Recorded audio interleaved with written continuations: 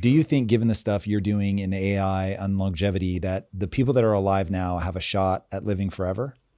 I think they definitively have a shot if you're in reasonable health for the next 5-6 years of extending that health span, another health span, right? Not lifespan, health span, another 20 or 30 years. And so wait, say that in another way. In the next 5 to 6 years. So by 2030, right, I think we're going to enable everyone who's in reasonable health today to intercept breakthroughs that will add an additional 20 or 30 healthy years of life.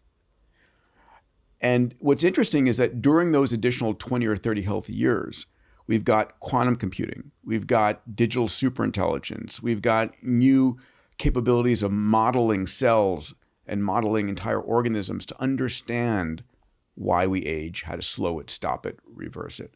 And might that get us to living forever?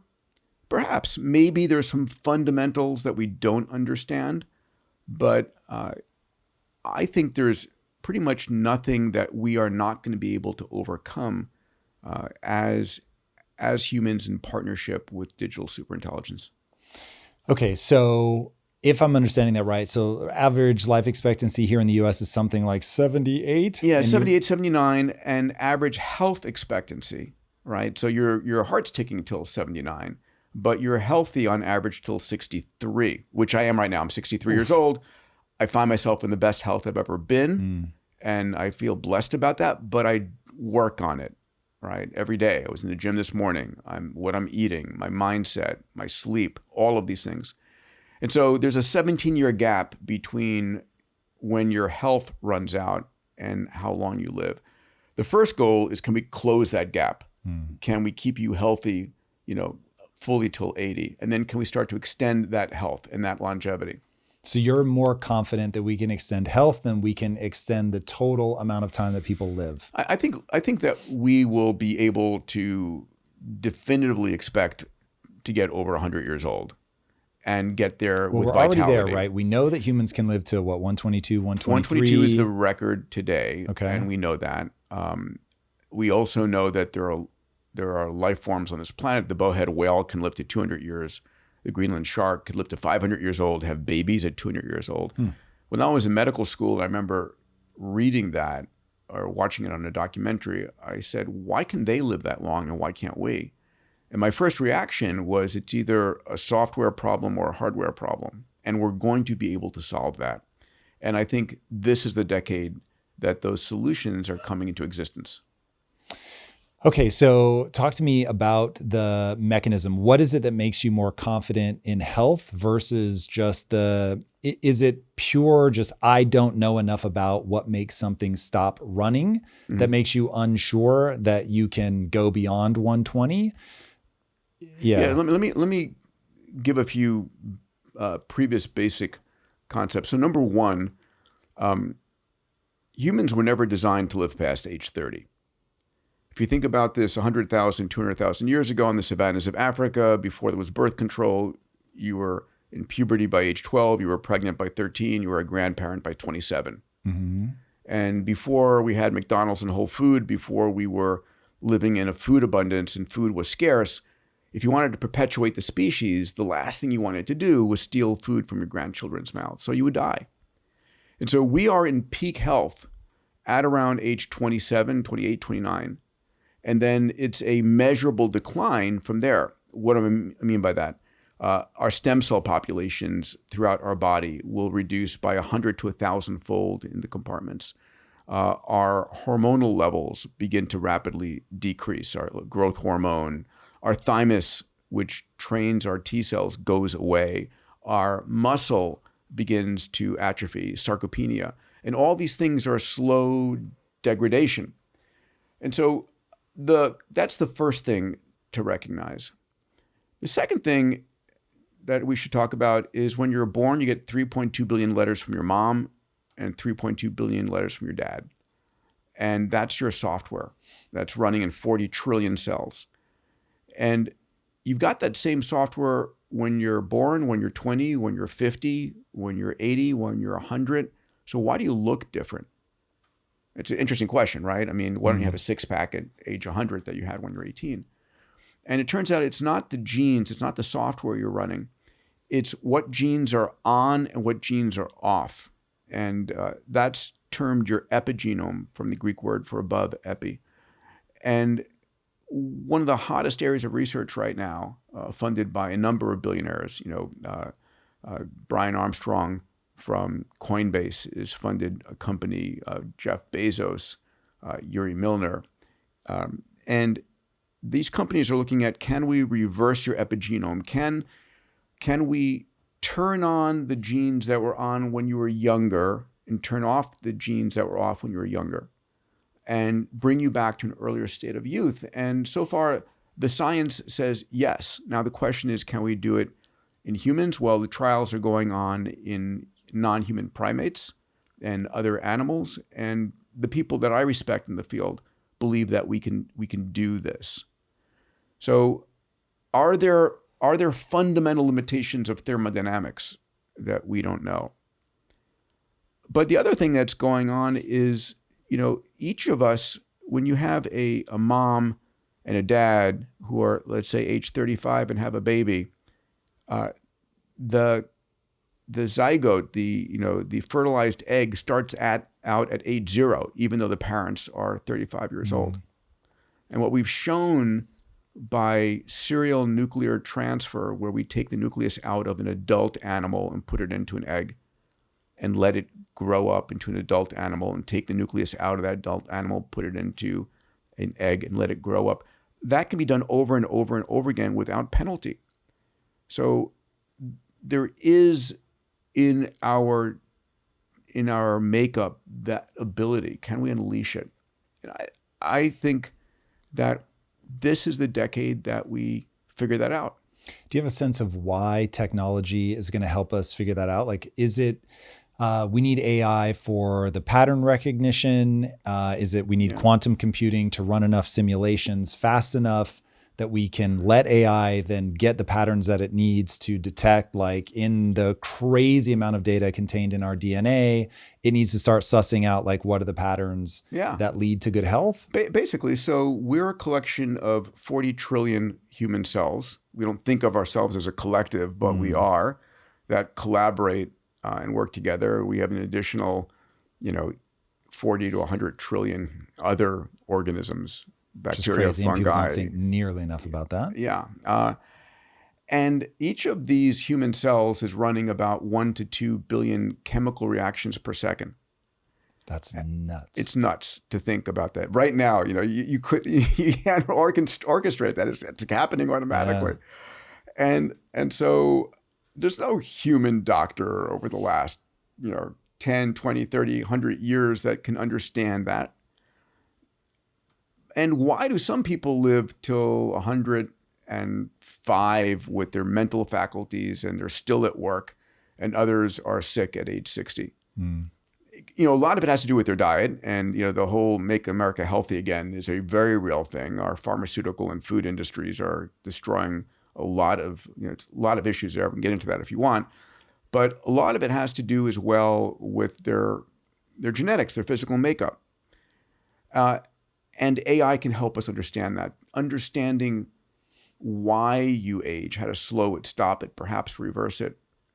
One of the things that's going on, the Nobel Prize just got given away recently to Demis Hassabis and John Jumper at DeepMind for AlphaFold.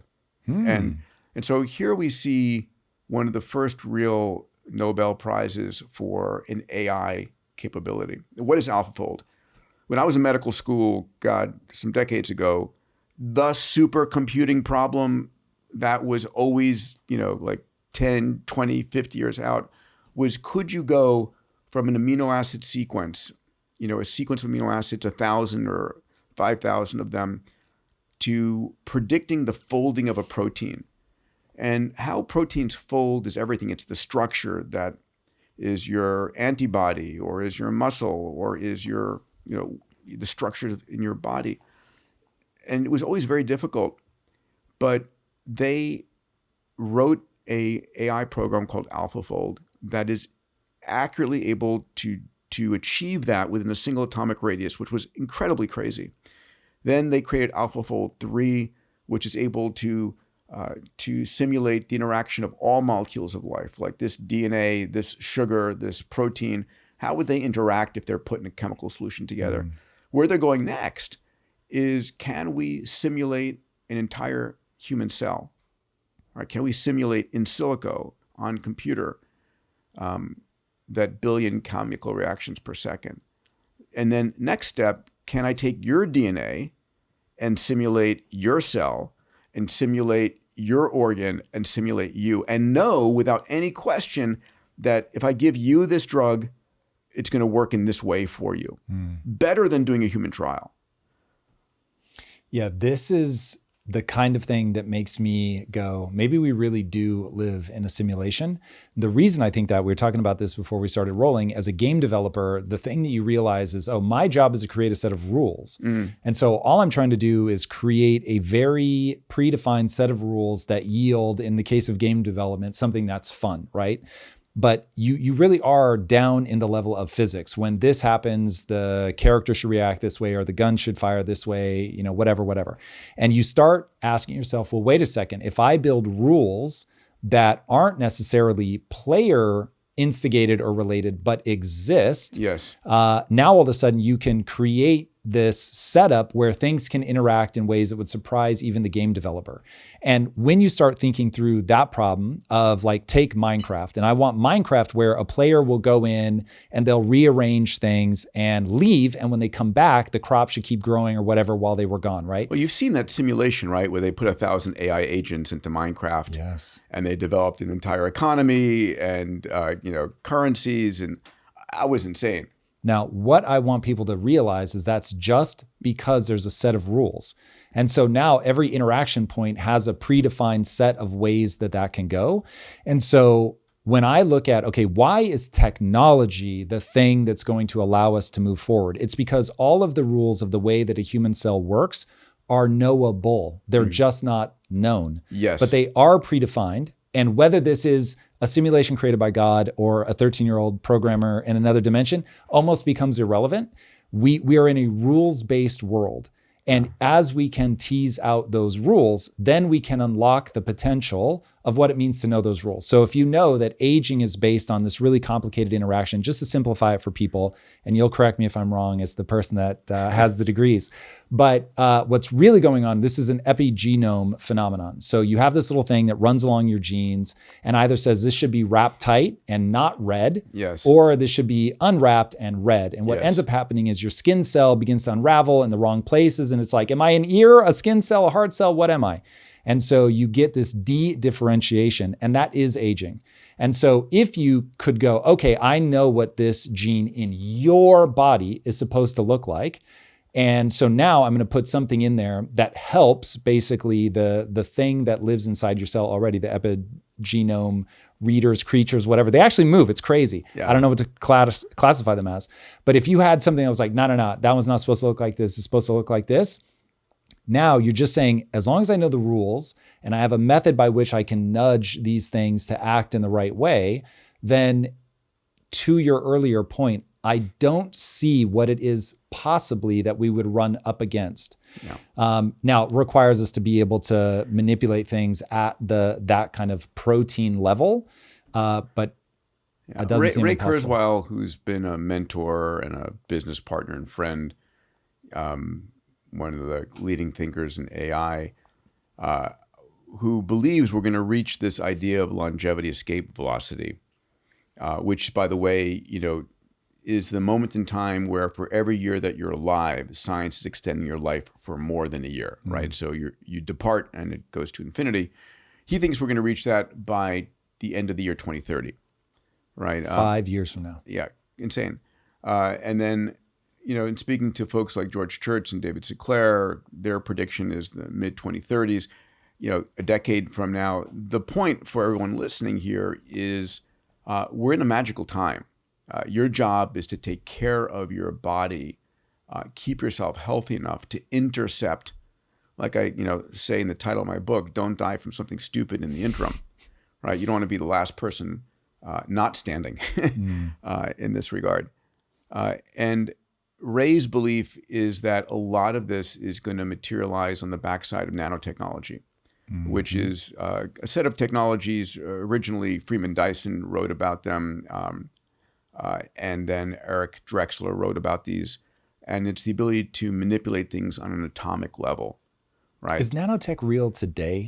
Nanotech is, and I've had a lot of conversations on this subject, it isn't fully, it's wet nanotech.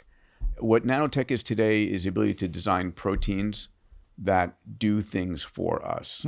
Still Novel proteins or yeah, to brand new. Like replicate? it's like we need a protein that can have an arm that sticks out and attaches here and does this.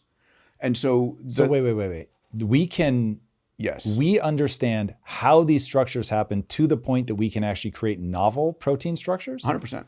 So Whoa. that was part of the Nobel Prize as well. And Wait. Sorry. Yeah. So I didn't know this. So we're not just mapping these enzymatic processes yield this protein. We're saying we understand the sort of Lego-y nature of a protein and now can create any shape we want? so there is a program called Alpha Proteo, also put out by DeepMind, in which you can design the protein that you want, translate it into an amino acid sequence, and have a ribosome manufacture it for you. Whoa. So what that means, more than just being able to create, I like that, Legoized novel proteins that do the stuff that you want to do, it's a future for medicine. I mean, if you think about it, how do we find medicines today? Historically, we've gone into the rainforest and chopped down plants, dug up dirt, bring it back, process it, see if there's anything bioactive in there, sprinkle it on some yeast, give it to some mice. And then eventually, maybe after 12, 13, 14 years and $2 or $3 billion, have a drug, which, by the way, works for only typically 20% of the people it's prescribed to. Imagine instead, okay, I know that this disease path, if we could block this active site on a cell surface, that would cure it. Let's design a protein that blocks that active site. Design it, manufacture it, and run. That's bananas. I didn't realize that was the State-of-the-art. place that we had already reached. That is crazy. So It's accelerating. Another thing that's interesting, if I could, I don't know if have you had Jack Hittery on the show here from Sandbox AQ? We were literally just talking about him before, so we're going to target him. Yeah, so Jack's a dear friend. He's on my board at the X Prize, and he was at Google X, and then he spun out Sandbox AQ. The A stands for AI, the Q stands for quantum. They began with $500 million seed round. Is that all? That's all. These seed rounds, quite the seed. It's called inflation or really rich investors. Long story short, I just did a podcast with him on my Moonshots podcast, and we're talking about a number of subjects, but he brought his head of general manager of AI simulation. I love that term. And she's amazing. I'll have her on stage at the Abundance Summit with me in March. And what they're doing is they're using AI and quantum equations to be able to simulate at the atomic and sort of the electron level what's going on chemicals, on molecules. They basically take the equations that govern our quantum universe, Schrodinger's equation, and such, Heisenberg uncertainty principle, and they create what they call LQMs, right? Large quantum models, and can begin to model the physical universe at an atomic and subatomic level. It's insane. So to get the accuracy that you need for some of the biochemical stuff, you have to be dealing in quantum level mechanics. Yes. Yeah. That is fascinating. What is the state of quantum computing right now? Is it real? Is it still 30 years off? Well, I mean, it's real and getting realer. So we were talking about beforehand, Google just had an announcement of latest breakthrough, Willow. What is the breakthrough? Is it stability? What have it's they the done? stability. So the biggest issue has been as you're growing the number of qubits the quantum bits, that the error rate has gone up, and you need error-free quantum bits to do anything. And I don't pretend to be an expert in Willow, but apparently the bigger that system is growing, the more stable it gets and the more logical qubits it has. So I'm going to be diving into that. I mean, that was just announced, but it's exciting. But the point being that we can model quantum on AI systems today before we have quantum computers, and help us understand that. Okay, so I don't know if you understand the process by which that works, but basically they're able to simulate what a quantum computer would do? They're able to take the laws of the quantum universe again, right? There are 4 or 5 basic laws, and use those to help simulate what's going on a molecular basis, an atomic basis. And this is for them to make predictions and designs of new materials, of new drugs. So is AI, if I'm understanding the process correctly, it would have to be something like this. AI is creating essentially synthetic data that it's training itself on based on the laws of quantum physics. Yes. Wow. Yeah. Okay. So this is why, going back to longevity, this is why I am so absolutely thrilled and excited about what's coming, right? So we'll get back to the show in a second, but first, let's talk about something that's on everybody's mind. The dollar is not what it used to be. The markets are more unstable than ever with way too many variables changing at once. And if you're paying attention, you know traditional investment strategies might not be enough anymore. That's why I want to tell you about today's sponsor, American Alternative Assets. They specialize in helping investors diversify with gold, a nice, finite, inflation-resistant physical asset that's preserved well for thousands of years. Now, what stands out about American Alternative Assets for me is how simple they make it. You can transfer or even roll over funds from your existing retirement accounts, 401ks or IRAs, without selling your assets. No taxes, no penalties. If you're ready to explore gold as a part of your investment strategy, call 1-888-615-8047 or go to tomgetsgold.com. Again, that's 1-888-615-8047 or just visit tomgetsgold.com. This is a paid advertisement. Now, back to the show. I've been focused on the longevity science and business for now 12 years, right? I think a dozen years ago when you and I first started, I had started Human Longevity with Craig Venter and Bob Haruri. And then have been building companies, built a $600 million venture fund investing in this area. We just launched a $101 million health span prize a year ago. And for those who haven't seen it, you can go to xprize.org. Thank you to you and Lisa for having been benefactors of the X Prize and supporting us over the years. And we've I raised $141 million, challenging teams. Can you deliver a therapeutic in under a year to individuals age, I think we're in the age bracket of 60 to 85. And during that year, you can reverse functional loss in muscle, immune, and cognition. So can I give you the muscular strength and ability to build muscle that you had 20 years ago? Can I give you the immune strength, the ability to mount an immune reaction to influenza or cancer that you had 20 years ago? Can I give you the cognitive clarity, the scope of memory that you had 20 years ago?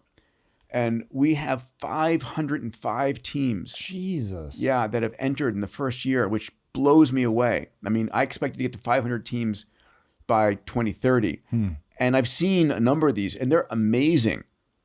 Are there any patterns in the mechanism of action? No, it's all over the place. Interesting. And so this is sort of, one of the beautiful things about an X Prize is you're not pre-guessing the winner, and you're seeing every possible approach. And so we're going to, out of the noise or out of the universe of companies, entrepreneurs out there, they're small and big companies throughout, I think, like 30 countries around the world. We're going to find those companies that are making the most advanced, bold breakthroughs in this. Now, is there anything that you see? I fully understand that not only do you not want to nudge people down a certain path, but you know better than to guess. But is there any approach that you see that either hits you as intuitively fruitful or just outright sexy and kind of intriguing? Oh, I mean, there's a multitude. So there are a number of epigenetic companies. So right? People looking at the thing I was talking about earlier. Yeah. So how do we reverse your epigenome? How do we reset the markers in your DNA so that you're expressing the genes that you had 20 years younger? Okay. There are a number of companies in the stem cell world. All right. So your stem cells in your body, when you are born, you have something like 100 or 1,000 times more stem cells than you and I have. Whoa. Per unit mass in our body. Whoa. I had no idea the decline was it that declines massive. very much. And can you rejuvenate your stem cell population? One company that I've seen that I'm just blown away by, a guy named Hans Kierstead and his work at a company called Immunis, has been able to look at a specific young stem cell.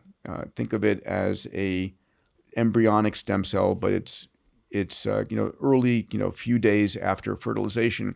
It's putting out 440 growth factors. These are mRNAs, they're exosomes, they're all kinds of factors that are youthful factors. And the FDA has allowed him to characterize those 440 factors as a drug. And he's gone through a phase 1 and phase 2A trial. He had 18 patients who were basically confined to a wheelchair or a bed because they had severe osteoarthritis. They couldn't walk. Giving them this drug he calls Immuna, even though they were constrained, they increased their muscle mass by 6%. What? Yes. I mean, From an injection? An injection over the course of 3 months. This is stimulating growth in the body. Listen, I work out in the gym as you do on almost every day. I know you're skeptical. I looked at the data. Here's the rest of it. Reduced pain by as much as 70% from their osteoarthritis. Man. Reduced whole body inflammation by 50%. Reversed their immune age by 30 years. This is called Immuna? Immuna. So we're going to be providing that at no additional cost. They've expanded the trial, and Fountain Life is going to be offering this to its members at no additional cost to be part of that trial in the phase 2 open trial. I'm literally going down there next month to start getting access to it. Dude, you have got to keep me updated on that. I will. So for anybody listening here, the reason that I'm reacting so big is the joke in bodybuilding circles forever has been, people try to say, this guy did drugs, and so, it's all worthless. And you can inject somebody with steroids all day long and they will never get bigger. Yeah. You have to go work your ass off. And if you don't work your ass off, no matter how many steroids I give you, you're not going to get any bigger. And so to have something where you don't need to work out to get the gain in muscle is insane. It is. Like, that's an insane breakthrough. I am, fingers crossed. I mean, I work out 5 days a week at least. I added 10 pounds of muscle mass last year, and it was a lot of work, right? It was 150 grams of protein, it was creatine, it was working out in the gym. It was like, damn it, I'm going to get there, whatever it takes. Now, did you do TRT? I did a little bit, but I've actually stopped because my testosterone levels were high enough. Already high. And look at you. Anyway, so, but bottom line, I know that, and I've got an entire chapter in Longevity Guidebook on the importance of muscle, right? And you know this, it's your longevity organ, and there's a direct correlation between your muscle mass and your lifespan.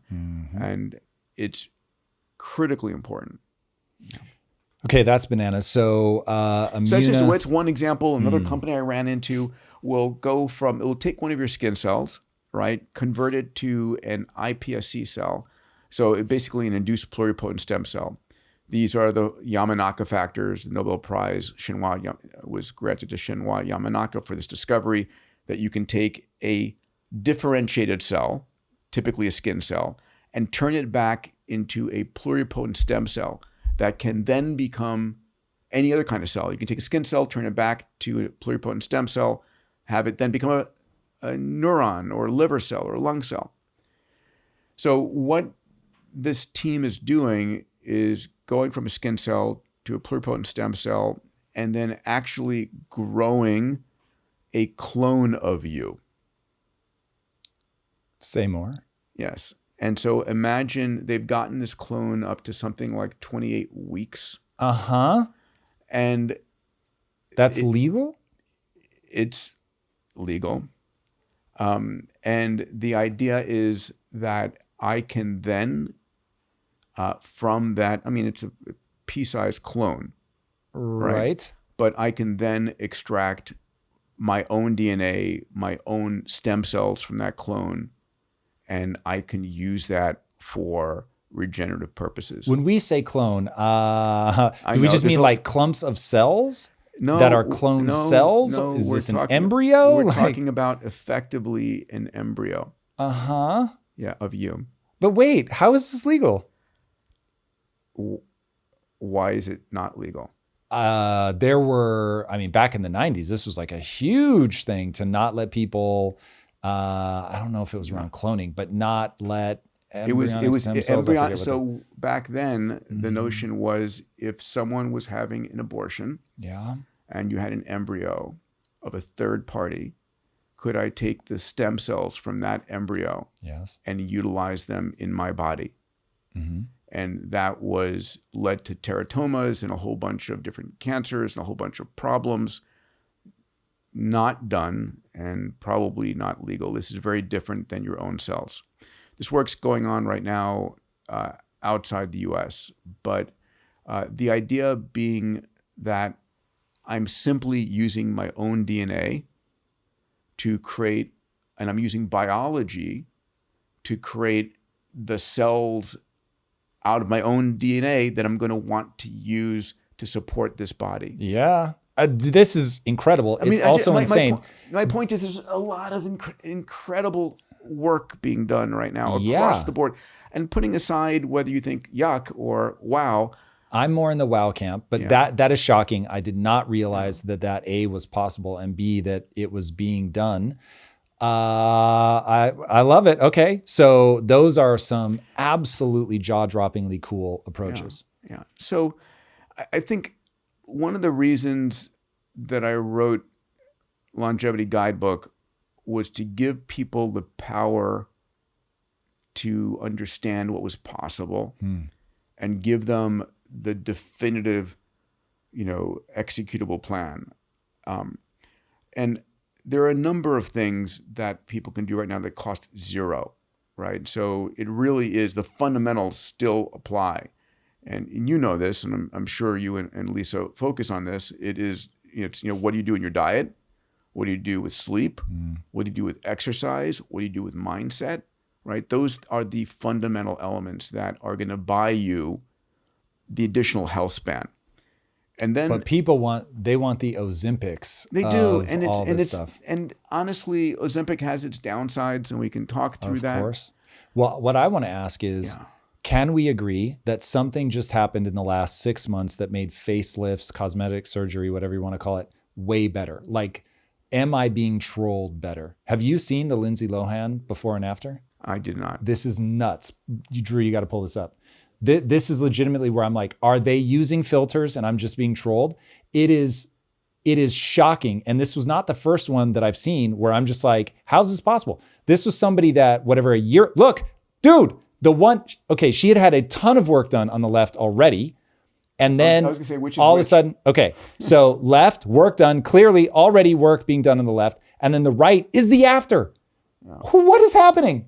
So this is, I need to know if this is real. This feels like somebody from your program escaped and was like, I'm going to commercialize this real fast.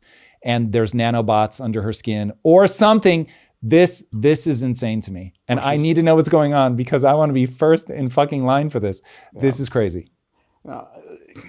I think, listen, plastics are real and they're getting better and we're learning how to deal with all kinds of But even you, dude, you're 63. You're looking really good. Yeah, What? I don't do that. I use a OneSkin face cream that was developed by 4 incredible women with PhDs in senolytic medicine. So this particular face cream has an amino acid, 10 amino acid peptide that is able to identify and kill senescent cells in your skin. Yep.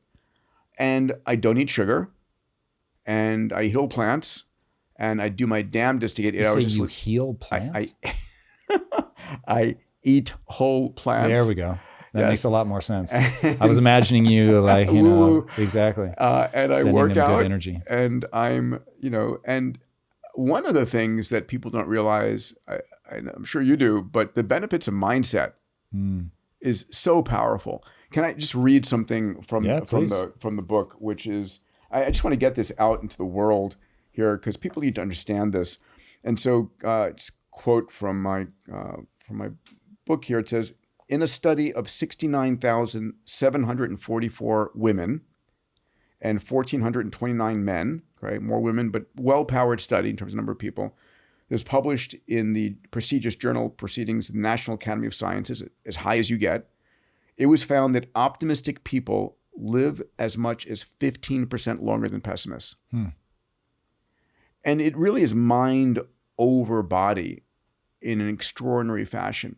And it's a double payoff if you're an optimist. There's another little passage I want to read here in the mindset chapter, and I love this. And a friend of mine, Dan Sullivan, says you need to have a mindset where your future is bigger than your past. Right. And it's like, That's a great line. It really truly is. If you have a lot to look forward to, if you're excited about the future, and I'm like this is the most amazing time ever to be alive. I want to see as much of it as possible. I want to start a city on the moon. I want to mine asteroids. I want to upload myself. I've got a lot to do in the next 100 years. I want to see as much of it as I can. That implies that you're going to make it to 163. Well, which hey, I like. We'll see. Let me read this. It says, my favorite story illustrating the power of mind over body comes from the annals of American history. As it turns out, in an extraordinary demonstration of the will to live, 2 of America's founding fathers, Thomas Jefferson and John Adams, both willed themselves to live long enough to see the 50th anniversary of the Declaration of Independence.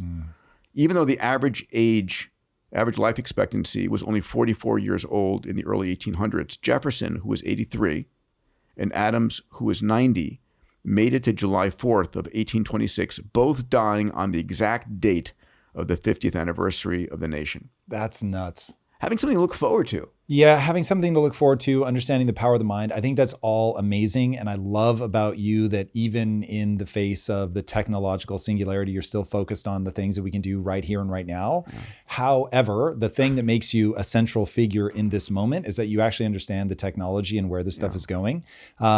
So one, I would love an anchor around why is 2025 going to be the greatest year so far? And then I know that as you look beyond that, you see only hope and optimism. But first, give me, why will 2025 be the greatest year ever? We are on the tipping point of AGI.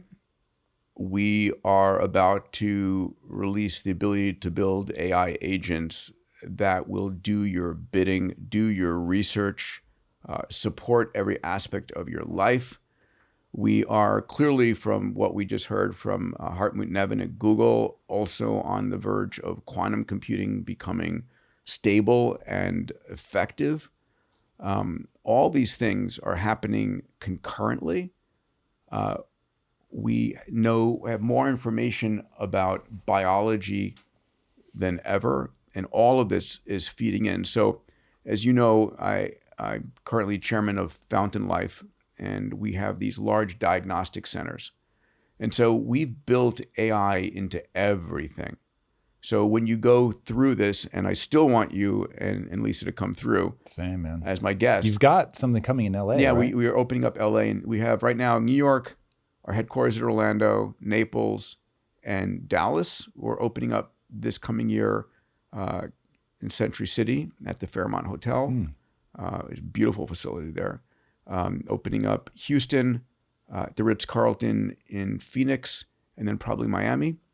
And then we have a path of an additional 25 centers that we're building around the world. Damn, man. And we have built a large functional medicine AI model which helps our physicians gather it's like 300 gigabytes, 200 gigabytes of data about you, right? Mm-hmm. So massive amount of imaging, genomics, everything we upload you, right? It's like everything knowable about your biology is knowable.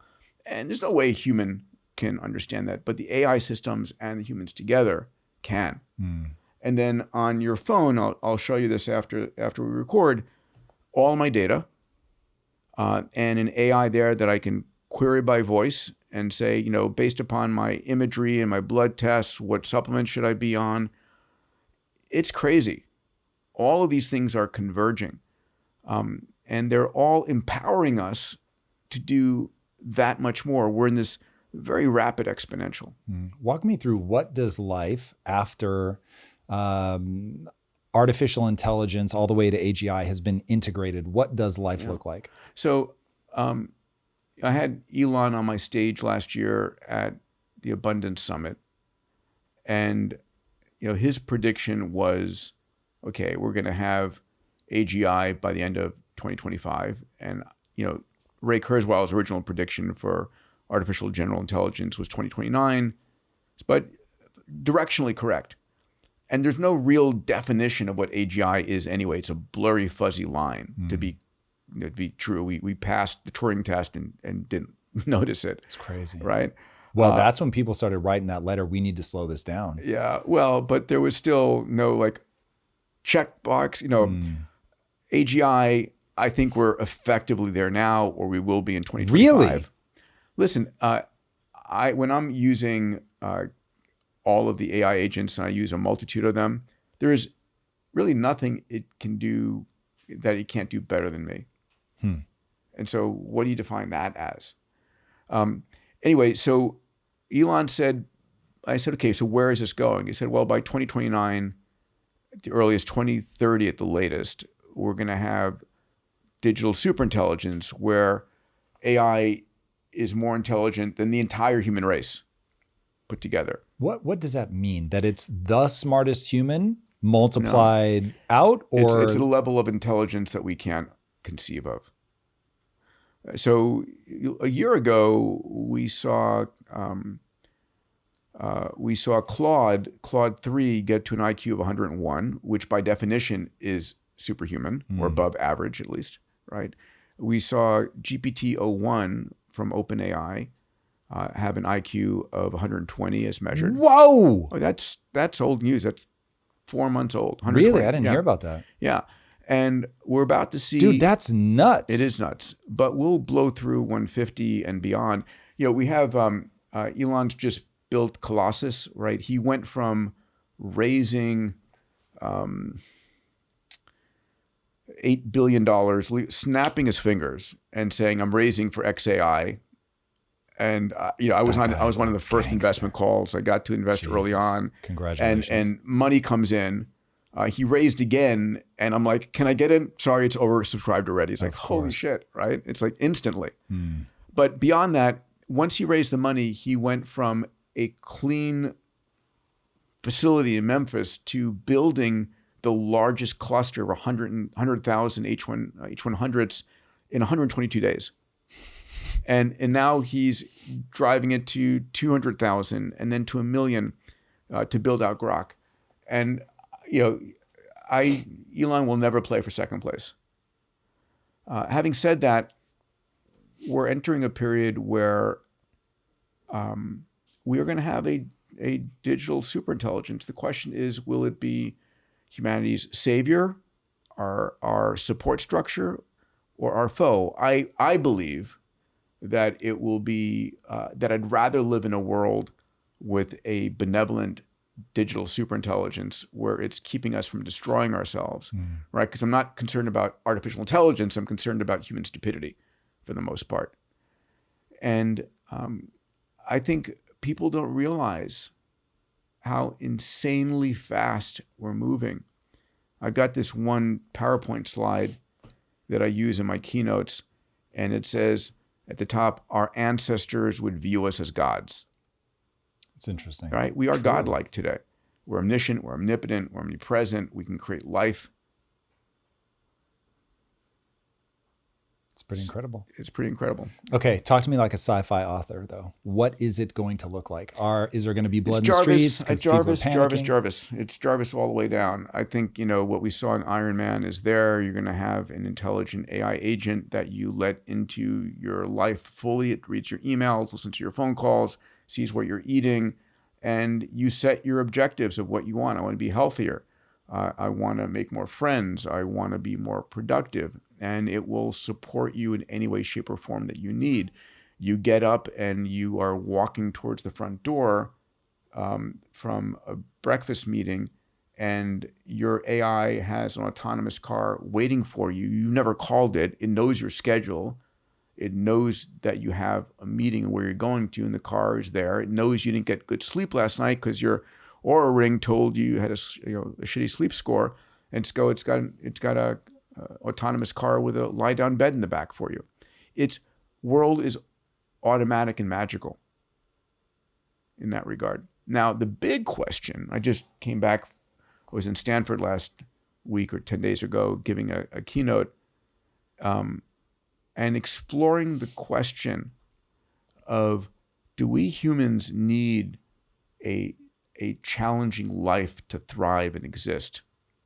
What's it like when everything, we haven't talked about humanoid robots, right? Which I'm invested in heavily. And I've got 3 of the humanoid robot companies coming at the Abundance Summit this year. There's like 50 humanoid robot companies out there, well-funded and growing. I just did a report on the top 16 of them. And the prediction is that these humanoid robots, powered by AI, right? They're multimodal. Their AIs allow them to see and know what they're seeing. They can speak to you. You speak to them. They're running GPT-5 or Grok 3 or whatever the equivalent is. And they're cheap, and there are billions of them. So by 2040, the prediction is 10 billion humanoid robots, more than there are humans on the planet. That's in the next 10 years? About 10, 15 years, yeah. Sorry, what date did you get? It's at 2040. 2040. So that's Brett Adcock, who's the CEO of Figure AI, and Elon's prediction. I was with him in Riyadh interviewing him and asked him how many humanoid robots by 2040. He goes, that is an insane change in 15 years. It is. Insane. And guess what? When, I asked a friend of mine, what's it going to feel like when there are humanoid robots walking around outside and in your place of work? He said, normal. Yeah. We adopt really fast. I mean, we have Waymos running around. At first, you're like photographing them and like, wow. And then like, please get out of my way, ignoring them. But here's the real insane point. So the price point, you can predict the price of these things on a per kilogram basis. And so the price point is between $20,000 and $30,000 to buy one of these robots. Today or that's in the prediction 15 years? in a couple of years. Next 2 years. To lease one of these robots, like a car, think of it as same leasing structure, $300 a month. That's $10 a day. That's 40 cents an hour for a humanoid robot that has expertise in whatever. Please go fix the plumbing, or please go and help my kid debug his whatever, or can you get the AV system working, please, for me? I mean, it downloads the specs and goes and does the tinkering, and it's there, and it's 24/7. No boyfriend or girlfriend fights, no drug testing, no vacation days. 40 cents an hour. 40 cents an hour. Insane. Is my kid's best friend a robot? I think we're going to give these personas. I think we're going to, if you saw the movie Bicentennial Man, I think we're going to become, I think we're going to connect with them. We've already seen a lot of AI agents. Like I say please and thank you to Alexa in the morning. Smart. Right? I'm gonna get those points early on. Yeah, that is a good bet. Before the system becomes overly capable. When I'm speaking to my OpenAI GPT-01 model, it's like saying, good morning. I use the one called Ember. I say, good morning, Ember. How you doing? Listen, I have a question for you today. And I just enter a natural dialogue. And so they are very human-like in their personality. And I think once we get the latency down a little bit, they'll become funny too.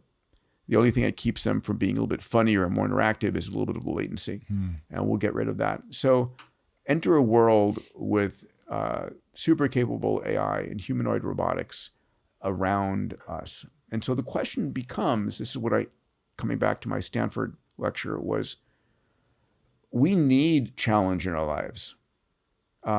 We need to work for what we accomplish. And if it's just given to us, how will we feel? So one of the things is like, what happens when we have this much automagical and we even have a BCI implant and we think it and it happens? What's life like then? Do we create artificial, boundary conditions and challenges? Do we all revert into a video game universe? And which is, I think we do, and I think we're living in a simulation. I have no question we're living in a simulation. Going back to that, in fact, we're not even living just in a simulation. We're living in an nth generation simulation. We're in a simulation within a simulation within a simulation, because we're doing that now. We're creating virtual worlds with AI agents in them that don't know they're agents in a simulation. So I think we need challenges to thrive. I think our neurochemistry, our dopamine hits happen when we work hard and we accomplish something. What do you think about that? Well, so I think that is for sure. That is the primary driver for me building a video game now is that I don't think of them as a game. I think of them as a virtual world. A way station on the way to what I'm trying to build is a typical video game, but very much so. I think the reason the Fermi paradox exists is that any advanced civilization just collapses inside. They don't end up going out.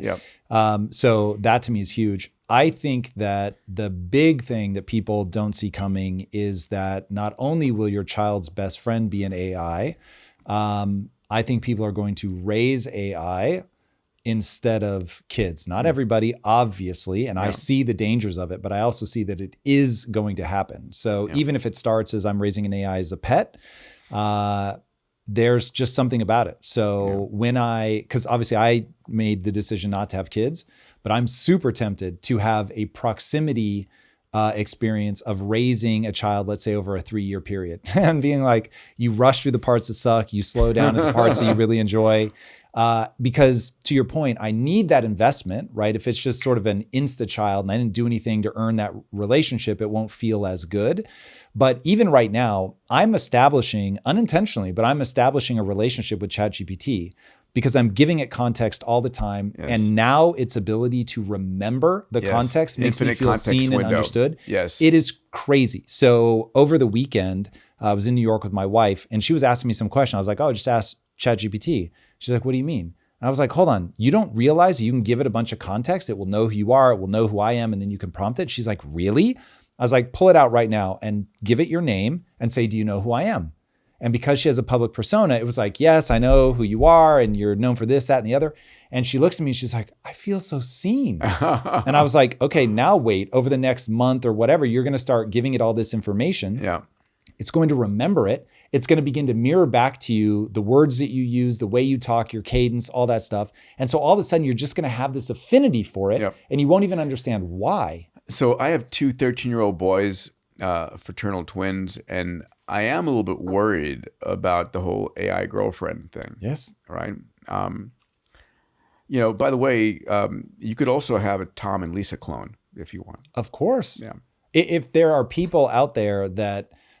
so I will do this a lot. Like if I'm trying to solve a problem, I will treat public people as AI. And so I might go in and be like, okay, but what would Peter Diamandis say about this? So that to me is utterly fascinating that somebody out there could already step inside of the amount that AI in the public knows about me and say, what would Tom say to this? it will get distressingly close. It will. And the other magic trick that you should think about is, I want to convince Tom to do something. What would be the best strategy for me to approach him on this subject? Yes. Right. So it's translational and persuasional at an extraordinary level.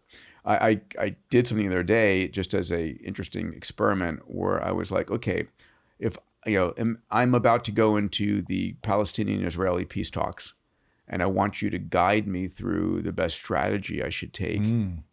Fascinating answers. Wow. Right? So I think we're going to see negotiators in this regard. We've already seen AI in the medical space become much more trusted than a physician, much more empathic than a physician. It's interesting. In a JAMA article, I forget the exact number, but patients rated AIs much better than human doctors, and for two reasons, right? Number one, they're not rushed. They have all the time in the world for you. Sure, keep going. I've got all day, all you want. And the second is you don't feel judged talking to them. Have you heard about AI Jesus? Not yet, but tell me about our Lord. They put him in a confessional. People knew it was AI Jesus, and they were like all for it. More and more people wanted to come and interact with it. And for the reasons you just said, that to me is self-evident. And so I think that the reason people are pushing back right now is because there's two reasons. One, they haven't done it, so they don't realize how good it feels. Powerful, yeah. Oh my God, how powerful that you can literally nudge it and get it to be your own personal Jesus, in that it's like, well, could you give me that, but in a parable? Could you give me that, but as it relates to the 10 Commandments? Could you give me that, but like talk to me like, what advice did Mary give you, right? So, and it will do all of it, man. Yeah. And so, and not only will it do it will do it well. And so already, like, here's the to your point earlier about we're blowing past these markers and nobody's saying anything. So I want to plant a flag right now, because I keep hearing people say, well, AI is not really ready for prime time in this, that, or the other arena. And I agree. There's a lot of places that it's not there yet, but it is there in terms of, I now feel like I permanently have a PhD level thinker who has access to every thought that has ever been put on the internet and can synthesize it effectively instantly to give me a take on any idea. So why is that not AGI? Dude, so I'll give you reasons why it's not AGI, but the reason that I want people to realize that moment is here is most people aren't doing it. Yeah. So I'm going to guess that over the next 365 days, I will use AI at least 300 of those days. And as we go, it just may work its way to 365. And I use it from everything to what should I ask Peter when I have him on the show, to what's a great headline for this, to I'm teaching a class on this business principle. And today I literally asked it. I said, I'm going to be teaching this thing. I knew that I had somebody was going to be asking a really complicated question, and I wanted to give them a really pithy answer. And so first you just say, what would Tom Bilyeu say? And because it knows me, it'll give an answer. Yeah. And then you go, but how would Mark Twain say that? How would, whoever your favorite thinker is say that? It is absolutely fascinating. So people should be using it, because there's going to be an 18-month window where the person who's using it is really going to be able to outcompete the people that are stubborn or slow to adopt or just think they're too busy or whatever. Let me add one thing, which is people are fearful that I don't know. I don't understand it. I don't know. I don't understand what AI is. AI is your best friend and the most infinitely patient teacher. If you open up Gemini or ChatGPT or XAI, or whatever it might be, Grok, and say, listen, I'm starting from zero. I want to learn about AI. Can you please explain to me like I'm 5? And then start a conversation. And when it says something you understand, just say, what is that? And just go down the rabbit hole. And I do this to wrap my head around any subject. Between YouTube and chatbots, every PhD on the planet is within your reach. So why don't you call that AGI? Okay, so it's the G. So artificial general intelligence. I'll give you a great example. For people that don't know you, they should be asking one question. If they look you up, they're going to see one, the biggest players in the world, from Elon Musk to all the major players across every area of technology, health, longevity. It is legitimately nuts. And so it's like, wait. You're smart, fine, but like, how do you know all these people? Now, you did what I'll call the Michael Strahan effect. Michael Strahan is the only celebrity. It's close enough that I'll say Michael Strahan's the only celebrity that when I met him, I was like, oh, I get why you're famous. And you have that same ability. You will break the normal, like, you're very warm, kind, you'll hug, you know how to like cross a line, but in a way that people love by putting your arm around them. Like there's a thing that you do that makes me feel the way I want to feel that it would not be able to pull off. Are you doing this yet. for my mom's benefit, by the way? Your mom will immediately recognize that it's all true. There's a really fascinating thing that some humans can do still that I don't think it can do yet. And you can do that, but you can also drive. You can do that, but you can also raise your kids. So there is a level of flexibility to your intelligence that I don't think it has yet, that when it is able to do all of those different things and bounce back and forth, then I'd be like, okay, this is AGI. And so if I had to put words to it, for sure, the one part that it's missing is it is not embodied. And I don't think we can call it general until it's embodied, meaning that I could say, one of my smoke detectors is beeping. I don't know which one. Will you please find it, replace the battery and all that? And if I can give it that instruction and it can go do it, then I'll be like, yo, fuck, it's really here. All right. Well, then humanoid robots will help us. And I think we are freakishly close. Yeah. But I don't want people to lose sight of the thing you have now.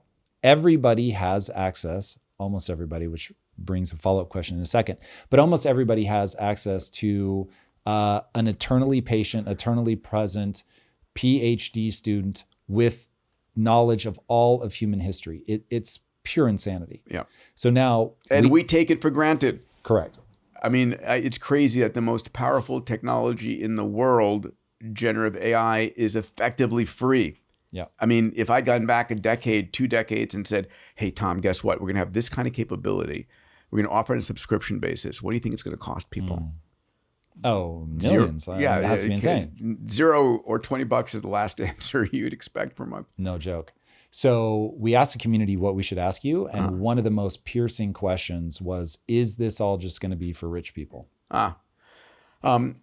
So the answer is definitively no. And let me break it down.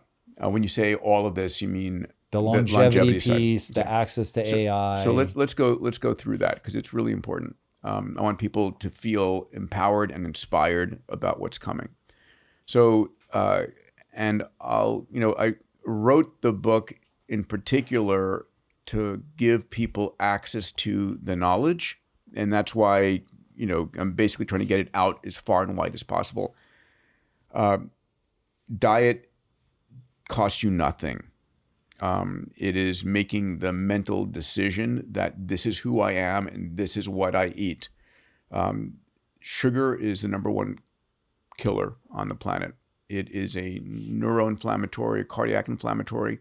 We looked at the first 5,000 members in Fountain Life, and we said, what's the highest correlated with heart disease? Is it HDL, LDL, triglycerides, LP(a), all those things that you get on your blood tests? And we found it was hemoglobin A1C. It was your average blood glucose level. The higher that is, the more likely you are to have cardiac disease. Same thing for brain health. Same thing, obviously, for metabolic health. So minimizing sugar, super important. Maximizing the eating of whole plants. Let me give a few tips for folks right here, right now. Number one, when you sit down tonight at dinner, drink a full glass of water first. Number two, take a deep breath in and let it out. It puts you in parasympathetic mode, which is the rest and digest mode. If you've got a plate of food in front of you, eat your vegetables first. It's the fiber. It slows down your digestion, allows you to absorb the food. After your veggies, eat your protein. And then if you have time or room, eat the carbs last. Just doing that small change will change your biology. That's great advice. But the people at home want to know, are you, the rich guy, going to have all the nanobots while I'm taking deep breaths and eating vegetables? Yeah. Okay. Oh, so the epigenetic reprogramming that we talked about earlier, which may be the most likely leader to reverse your aging process. It's a gene therapy. And today, some of the gene therapies out there are expensive. They can be $500,000, $1 million, $2 million, and that gives people a lot of fear. And it's that much because they're gene therapies for very small populations and narrow diseases. But there's an example of a gene therapy that was manufactured for billions of people, and that was the mRNA vaccines. RNA is a nucleic acid. It used a lipid nanoparticle to enter the cells. Putting aside any anti-vaxxers' concerns, whatever, it was a gene therapy. And it was manufactured for like $1 a dose. And so we have a proof of existence for being able to provide gene therapies, which are the types of therapies for epigenetic reprogramming, for extraordinarily cheap costs if manufactured in mass. And guess what? We all have the same disease called aging, right? So anything we manufacture for somebody in Manhattan is going to work in Mumbai and Mozambique. We have effectively the same biology for 8 billion people. And so I think it's going to very rapidly demonetize in the same exact way that we saw the most powerful AI technology in the world, generative AI, become available to anyone with a smartphone. And there are 7 billion smartphones on the planet today. Jesus. So I don't think this becomes, listen, there's another point I should make. In the early days, the first few years, the billionaires are taking the risks and they're experimenting on themselves, right? But very quickly, once it works well, it becomes cheap and accessible and ever available to everybody.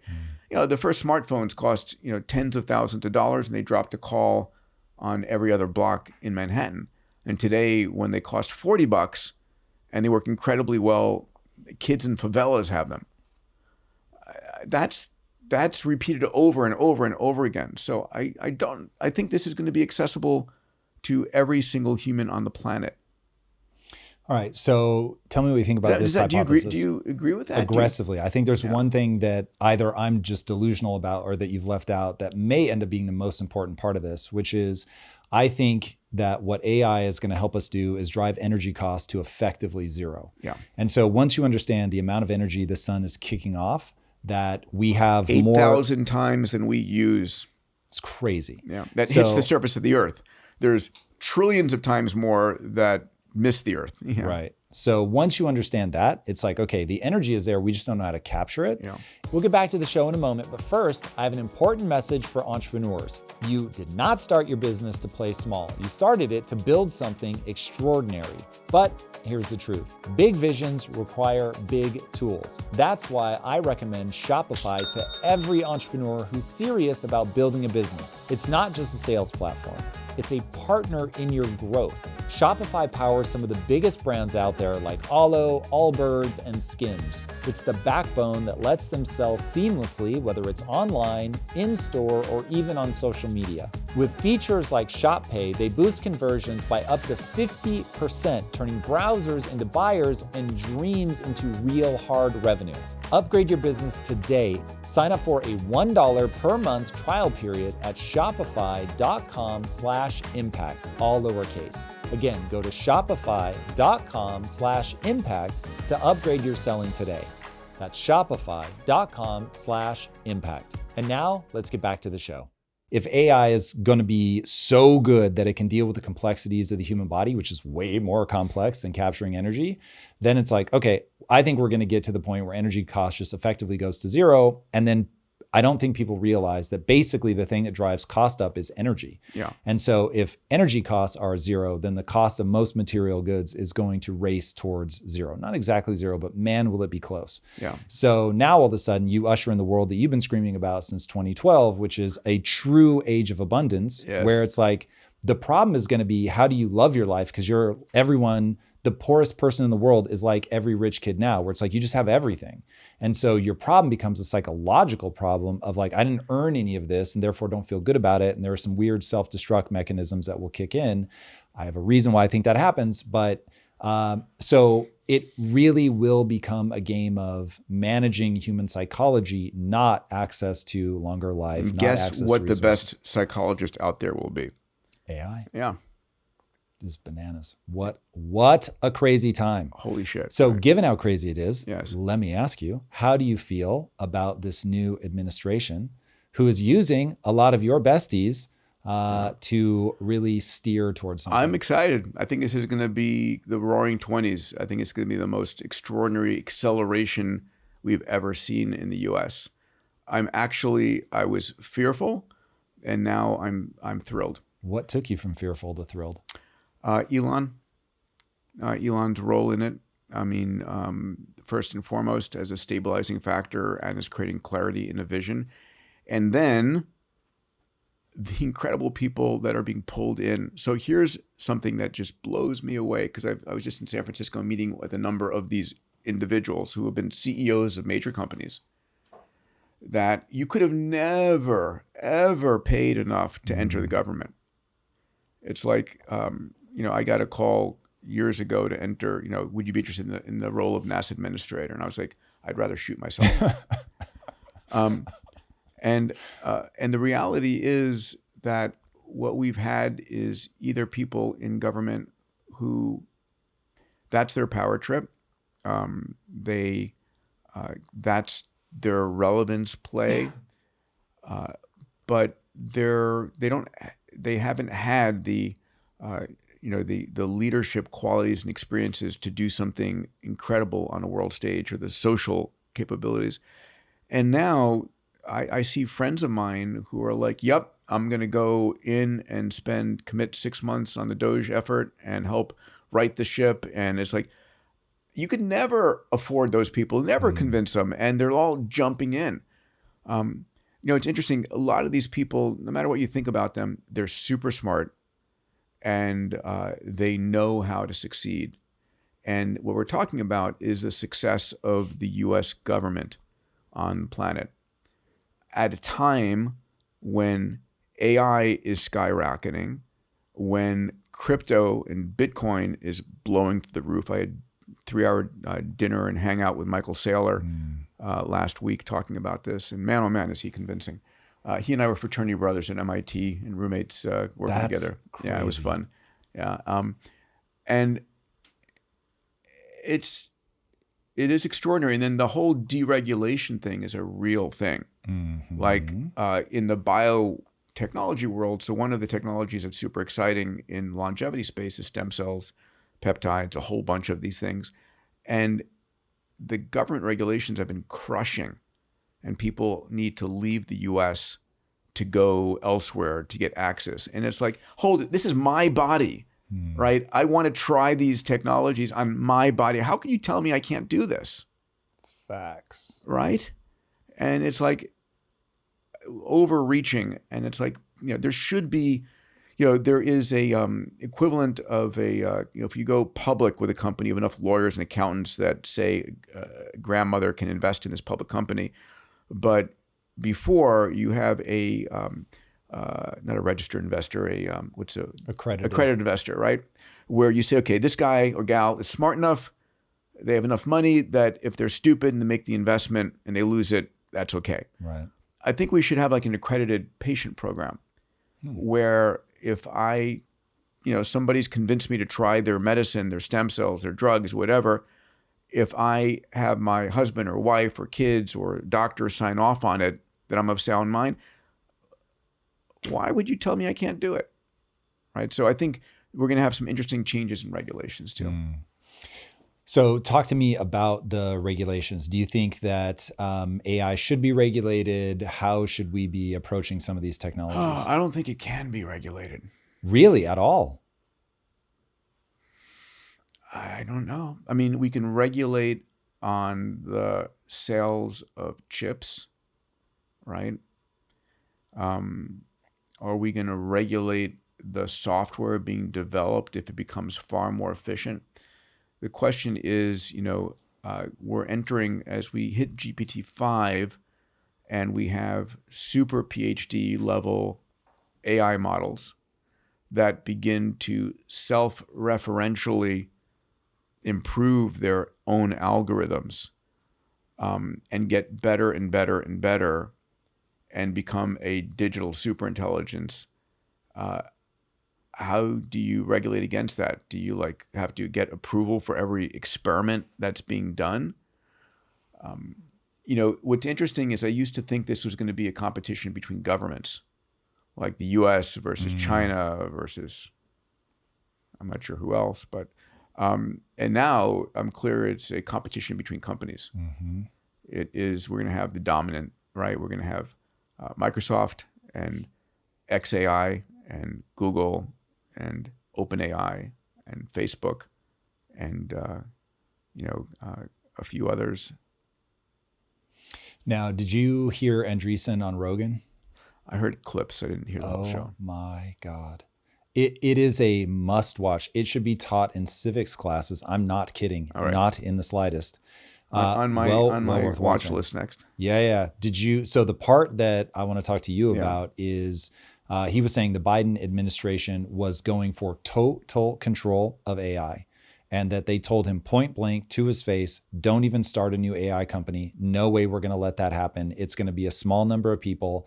And that's the part they said out loud. The implication is that they're going to use regulatory capture to ensure that it's just a small number of companies that can get in so that they can have influence and control over that. That was so damning to me. I don't know how they could do it, and it's ridiculous. Why is it ridiculous? Why is that a bad strategy? Because whenever we've tried to control things like this before, I guess nukes are a reasonable example of one we have. One of the best examples of how to do this correctly was, I remember I was at MIT in my graduate degree. I was doing research in recombinant DNA. And their first restriction enzymes had come out where, the cover of Time magazine was Hitler, gene-edited babies. It was like a lot of fear about gene editing.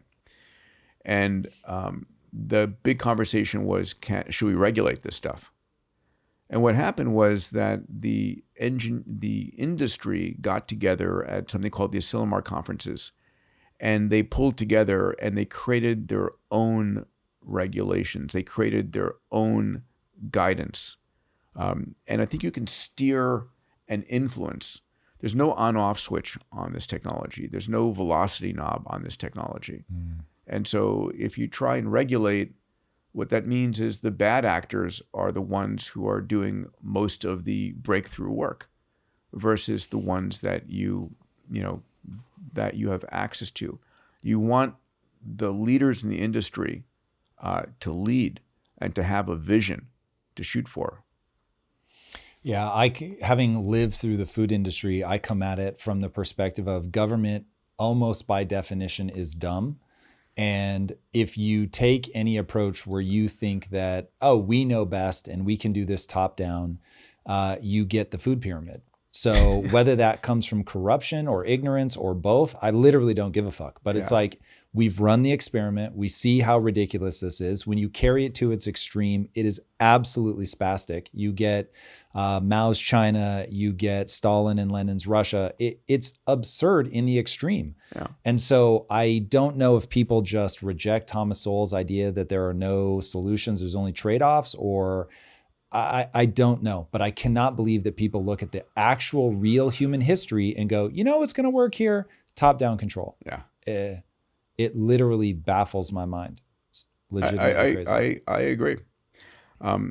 And having said all that, this is the most exciting 4 years that I think I've ever been alive during. But I'll say it. The reason I think it's exciting is you have people finally going, you know what, maybe transparency is the right answer. Maybe smaller government's the right answer. Maybe balancing the budget is what we have to do. Yes. Deregulation. So that's all about going, government has these inherent limitations. And we need to recognize that the reason the founding fathers set it up such that they did was that we know that power corrupts. We know that people, even the populace, can derange. So the whole idea, this is something I don't think people understand, the whole idea between Congress and the Senate is that you could get passions whipped up in the Congress. People that are elected, that they are beholden to their constituents every 2 years, need a countervailing force of people that don't have, because originally those weren't even elected officials. They obviously are now, but they didn't used to be. And so they were every 6 years. And so they were supposed to be these cooler heads that could basically say, okay, look, this Take a is longer mob term rule. view, right? Yeah, exactly. So people need to have an inherent distrust of the government. Now, I'm not anti-government. We need a government, but we need to But you are a understand libertarian. its limitations. I wouldn't call myself a libertarian, no, because I look at the world and I say humans, when they act as a mob, get really stupid really fast. Mm-hmm. And you have to have a force in there to mitigate that. When I look at, because there are really smart people that I hear talking about anarchy, and I think that just all of human history tells you that humans living in an anarchic system cry out for government. Because what ends up happening is the strongest person slaps everybody else around, and all of a sudden you go, I don't like this, so I would very much like to get a cabal of people that will go and stab that guy to death. And then because we had to do it en masse, we didn't win because we're stronger, we won because we're smarter and because we build coalitions. And now that we know the power of coalitions, let's try to enshrine this. And you just see that play out over and over and over and over and over. So yeah, I don't understand people that either can't accept the realities of the human condition or what, I don't know what it is. Anyway, humans are deeply flawed. America seems like the best experiment so far of how you mitigate against that. It's very sloppy, but you have to have an inherent distrust of government. You have to want to keep government small. You have to want to balance the budget. And then my personal hobby horse, you have a moral obligation to give people, your populace, an opportunity to save their money in something that can't be inflated. Period. Are you a Bitcoiner? Oh, yes. Aggressively so. Is that your single largest asset? Yes. Yeah, by far. mine too. Now, how do you feel when people say, at least there's a lifeboat, Tom, to all this chicanery of money printing? Does that make you happy? Or does that make you want to headbutt them? Meaning what, Bitcoin? Or? Yeah, like when I will get up on a soapbox and I will fucking rail over the fact that the government prints money, and that is stealing from its people. Yes, it is. Inflation is a disease. Yes, and a disease that leaked out of a lab called the Fed. So the ultimate lab leak hypothesis. We need our antiviral agent. Yes, and then people will say, well, that's Bitcoin, Tom, and all is well. Yeah. Does that make you happy, or do you want to headbutt them? About being pro Bitcoin, or Not quite. That's saying it's all good, Tom. There's a solution. I think there is a solution that will still take another 5 to 10 years to fully materialize. I think we're still in the early days, and we could still do a lot of destruction until we get there. I think we need to get this government budget under control. I think that there needs to be intelligence in the system. What does that look like? Well, I think listen, if you were to say, what are the laws governing any industry? How many laws are there? And if you fed that through an AI and said, okay, how many of the laws here are conflicting with each other? And how could you reduce this to get rid of 90% of the laws in the books, but keep 90% of the intention, right? So you can debulk our law system, our IRS code, OMG. It's ridiculous. Sick. It's sick. It's written. I'm not going to get into it. Anyway, so there's a lot of improvement, and I'm hopeful that we'll see some changes now, at least in the next 2 years. But I want to talk about longevity and not government, if you don't mind.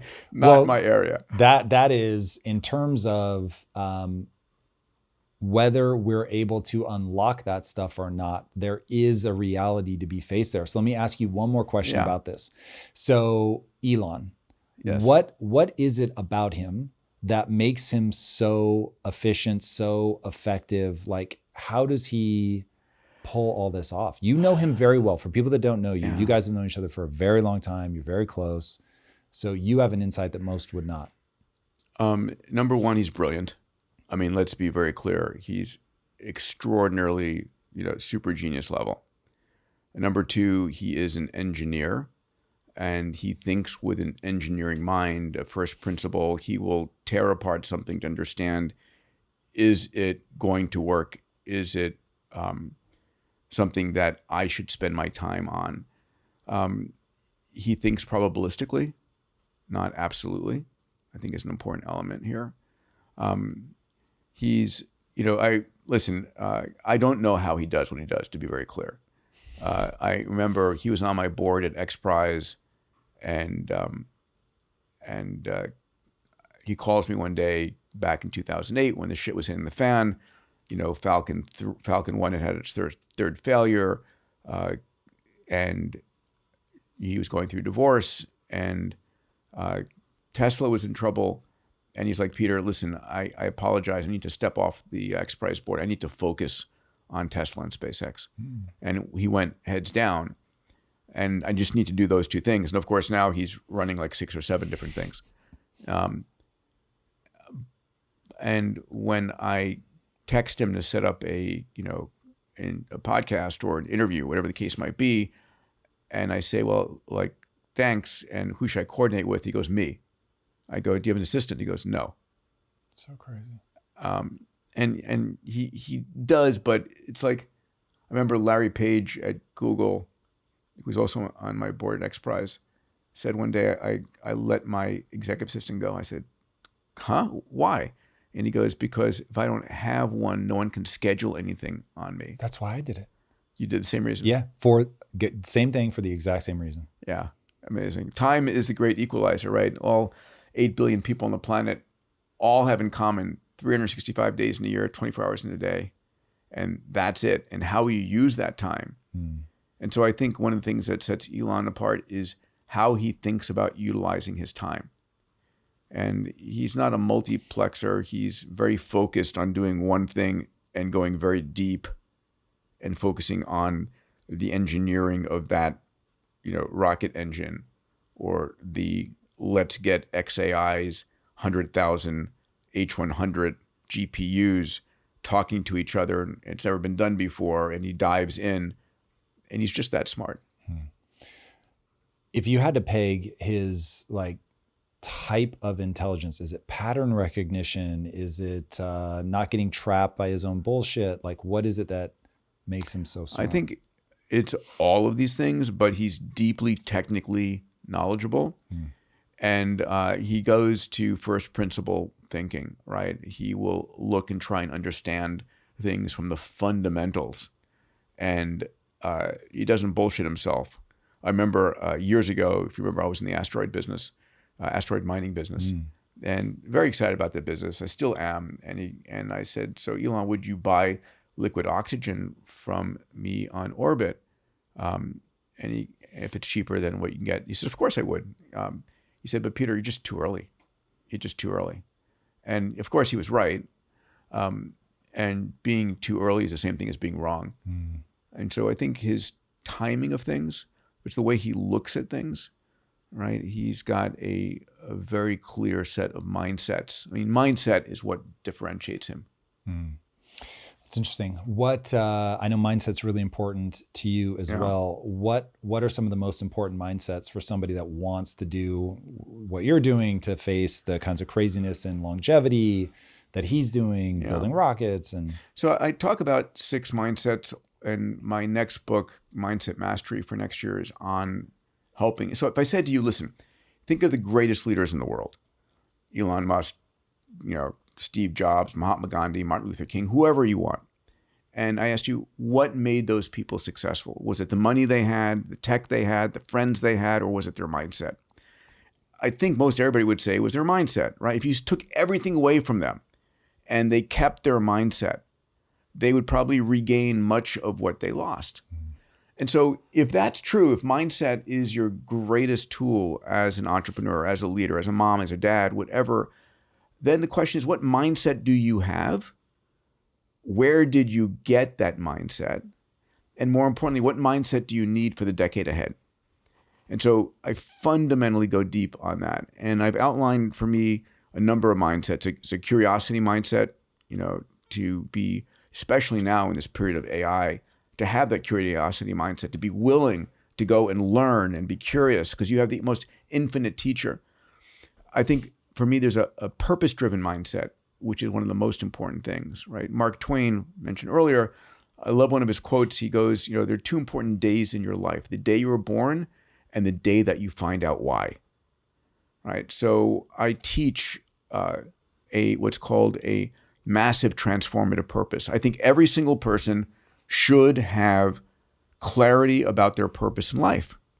I think they should have an MTP. I created a tool using a large language model I built, which is free. It's called mypurposefinder.com or mypurposefinder.ai. If you go there, it'll walk you through a series of questions and it will help you elucidate and create what I call a massive transformative purpose. So my MTP is to inspire and guide entrepreneurs to create a hopeful, compelling, and abundant future. It's what I care about. It's what wakes me up in the morning.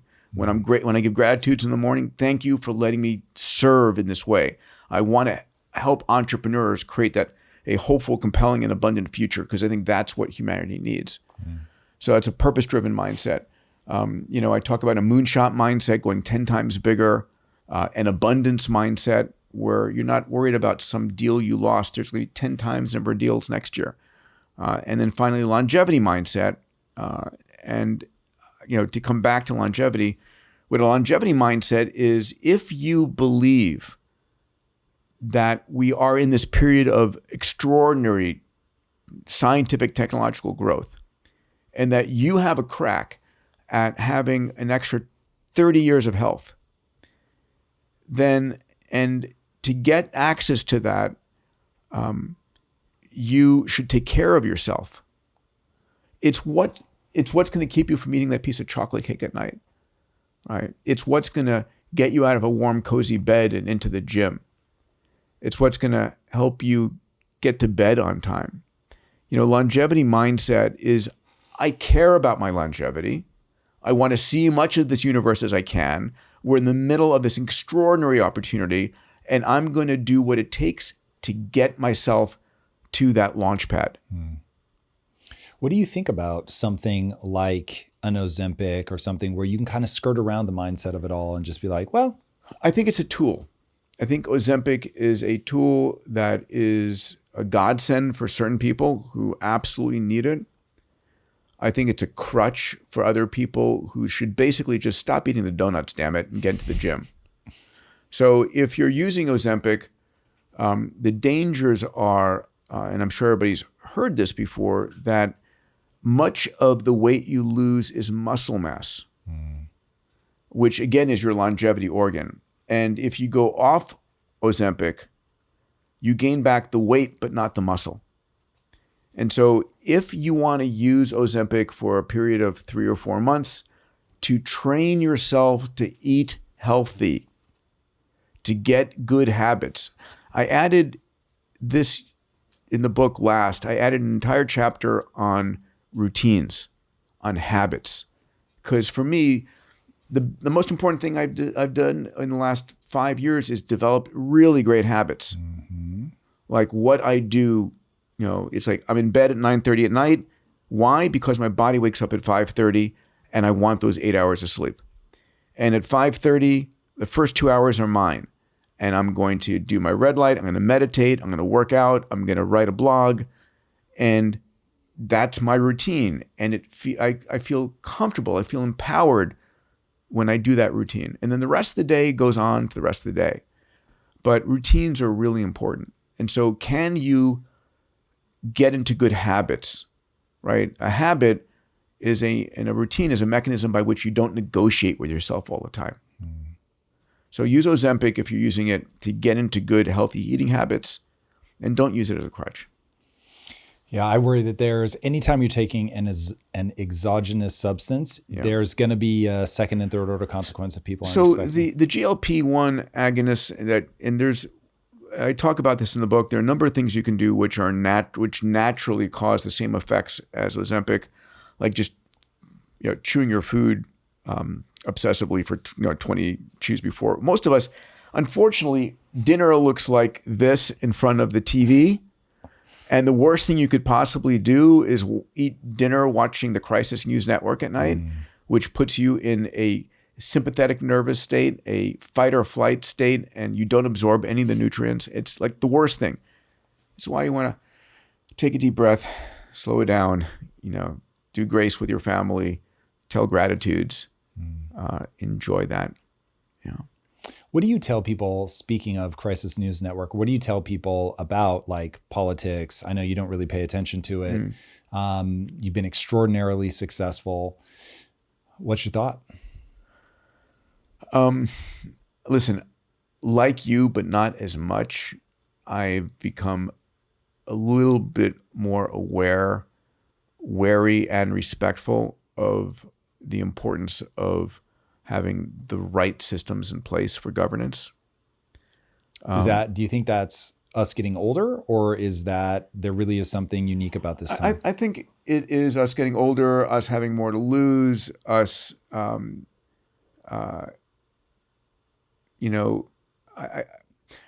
of the other things I think about is that, when will we have we don't have revolutions very easily anymore to create new governments. So I think, how would we create new government systems? I think we will have the chance to experiment with new governments off Earth, on Mars. Whoa, I didn't see that answer coming. Oh, yeah. How near term is that? How realistic do you give us being able to create a sustainable colony on Mars? So whether it's on Mars or it's on the moon, or it's in what are called O'Neill colonies, which are large containments of 1,000 or 1,000,000 people. Orbiting the sun, maybe in a co-orbit with the Earth.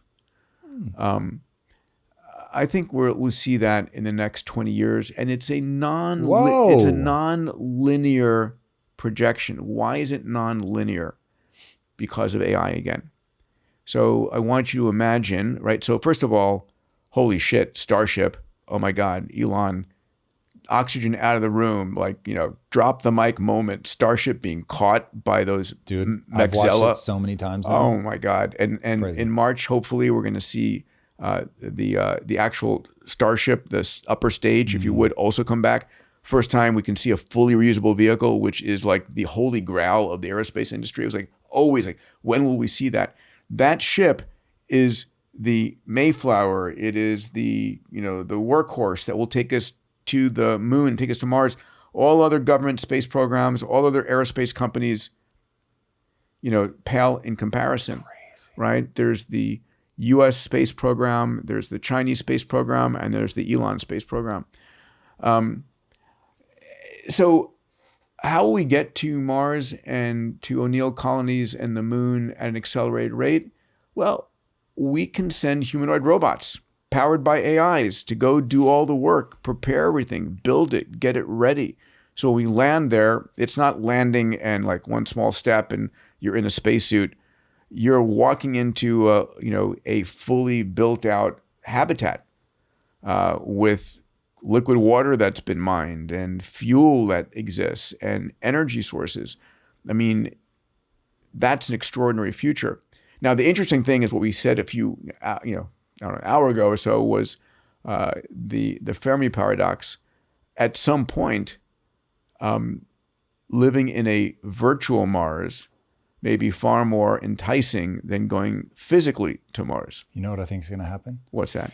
They're going to go to Mars, if for no other reason than Elon is so hardcore about it. It's actually going to happen. And you will get the people like the guys that responded to Shackleton's notice for, this is going to be hard, probably going to die, but it'll still be kind of cool. I love that notice. So good. Oh, yeah. God, that thing's amazing.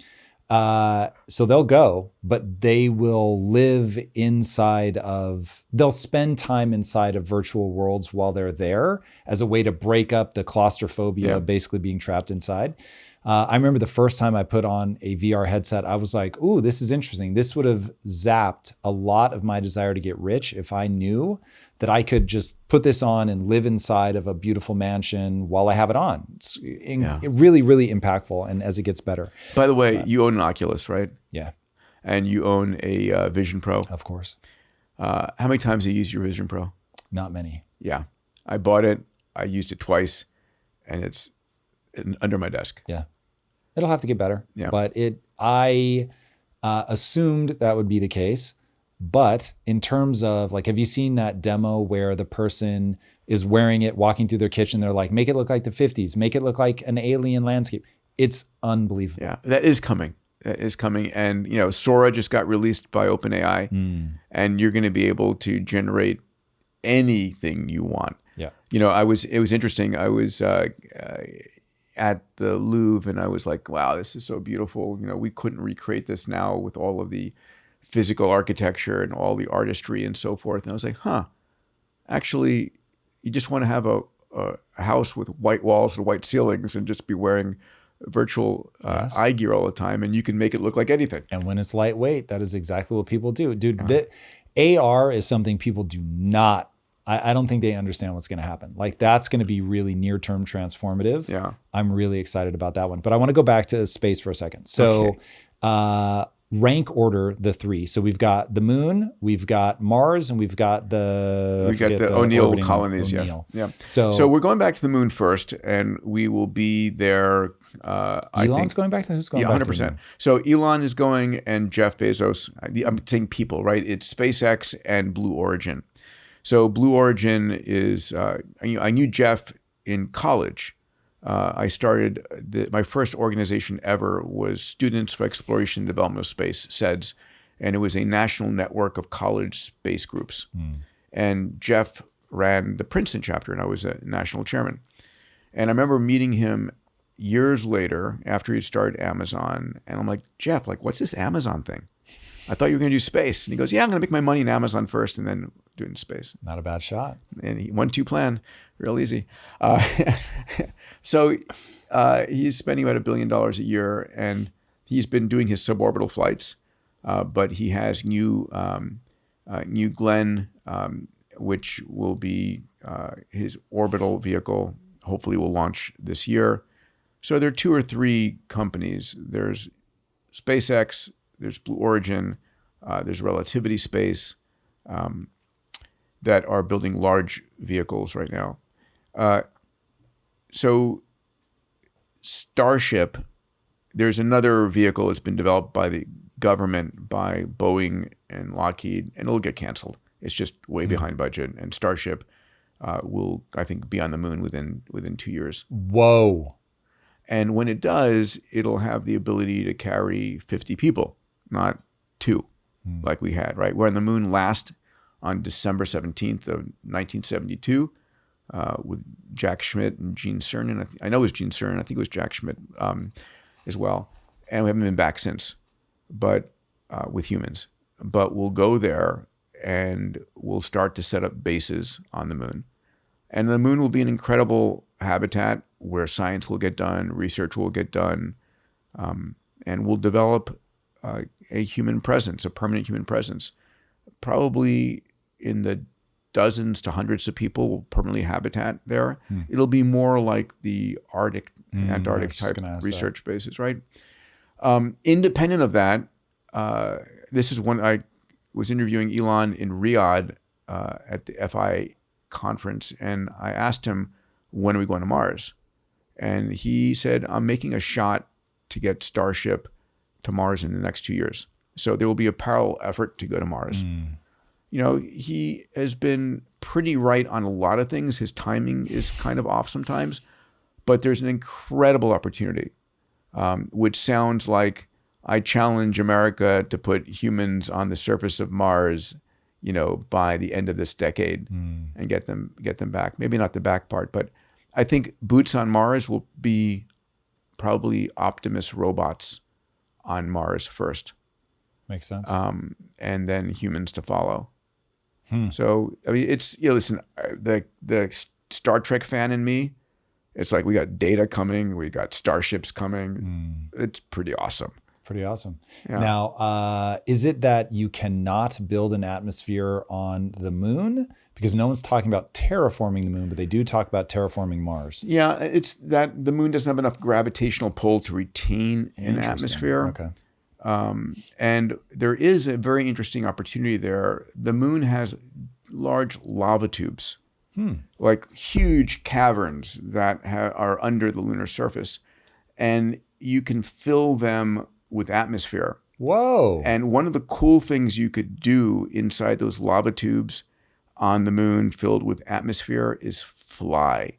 Because a human with a pair of wings has enough muscle strength in 1/6 gravity. Oh my God. Wow. Have you ever been on zero G with me? I have. Yeah. Okay. All right.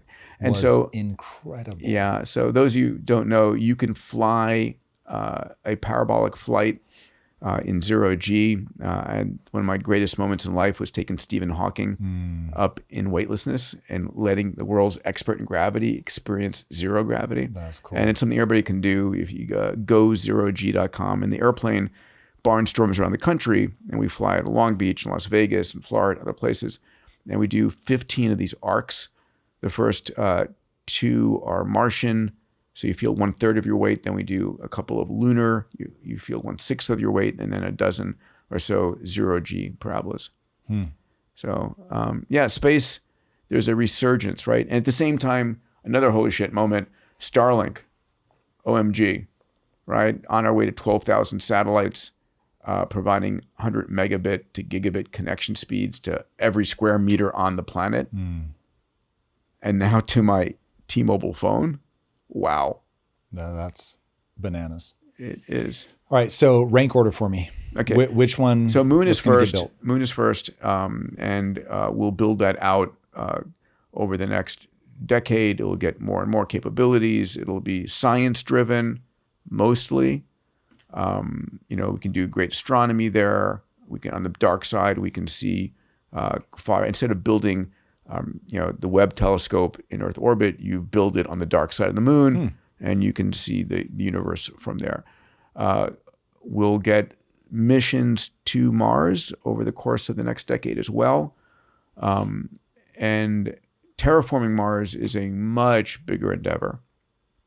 And it's going to be fraught with political, like, how dare you bomb Mars? Because the best way to terraform it is sort of like throw rocks at the poles and increase the atmospheric density of CO2 and maybe some nukes on the poles.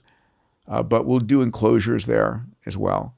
Like the lava tubes. Well, no, surface enclosures. We'll build domed cities Geodesic domes and we have the good thing about Mars is it's got a large water supply, right, and ice, and it's got CO2. It's got oxygen bound in the iron, which makes it red, right? It's rust, and so there's lots of resources there, and so we'll do that. I think the future of humanity in space is in the realm of the O'Neill colonies.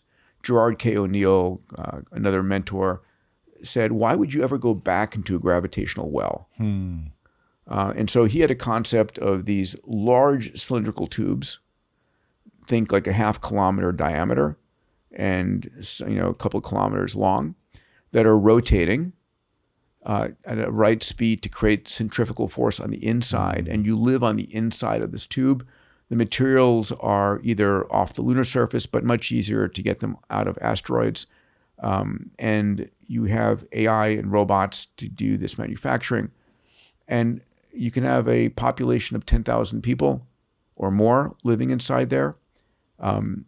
As they get older, they can move towards the center of rotation, and the gravity goes as omega squared r, their centripetal acceleration and radius. So as you get to zero towards the center, it becomes lighter and lighter, so you can live in a lower gravity environment if you want. But here's an interesting thing from the politics side. If you have like a group of 10, 50, 100,000 people and they're having political disagreements, they say, okay, listen, we're going to bud. We're going to build another one over here. And the Democrats can go there, the Republicans can go there and stop the fighting. And, you know, listen, I love Elon and all that he's done. He's got a Mars vision. Jeff Bezos, because he was at Princeton, same place that Gerard K. O'Neill was, his vision is much more of this O'Neillian vision of these colonies and such. Wow, that's really interesting. Okay, so ballpark me. When will the first O'Neill colony spin up? I think that's if in fact humanity still has the drive to want to do this. I think that is probably more like I don't know. There's going to be a lot of trillionaires by then, and a lot of low-cost labor. So if I said 30 years, that might be pessimistic, but I'll say 30 years. Okay. It's incredible. Well, you're certainly giving me a lot of reasons to want to live forever. Yeah. I mean, I think let me hit that one second, because I think when I'm with my abundance community and I'm talking about longevity and such, I'm like, listen, the number one thing, besides all of the stuff on food, diet, exercise, meds, supplements, not dying of something stupid, is having a purpose and having a vision. And, you know, if I said to you, listen, I'm going to give you 20 extra healthy years, Tom, what are you going to do with those 20 years? I think most people can figure that out. Now, if I said to you, you got 50 extra years, a lot of people's brains break on that. Like, I don't know what to do with 50 extra years. It's a big difference. Yeah. So, you've talked a lot about don't die from something stupid. So we've already heard sugar. What else can we do to make sure that we don't die from something stupid? So the chapter on that, and it's a really important message for everybody, which is our bodies are really good at hiding disease.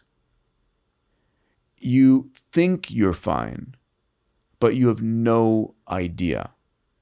Right? So it turns out, and these stats are pretty scary. 70% of all heart attacks have no preceding, no shortness of breath, no signs. Even on a typical calcium score, you could have a calcium score of 0 and have a heart attack that night, because it's not the calcified plaque, it's the soft plaque. You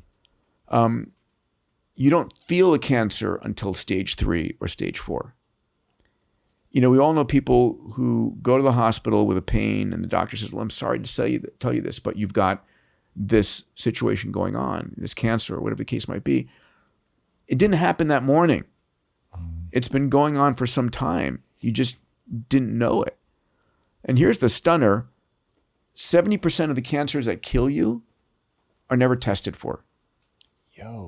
Right? So we test for breast and prostate and colon, but we don't test for we don't test for pancreatic cancer or for glioblastomas or a whole slew of other cancers. They're just not part of the routine medical care.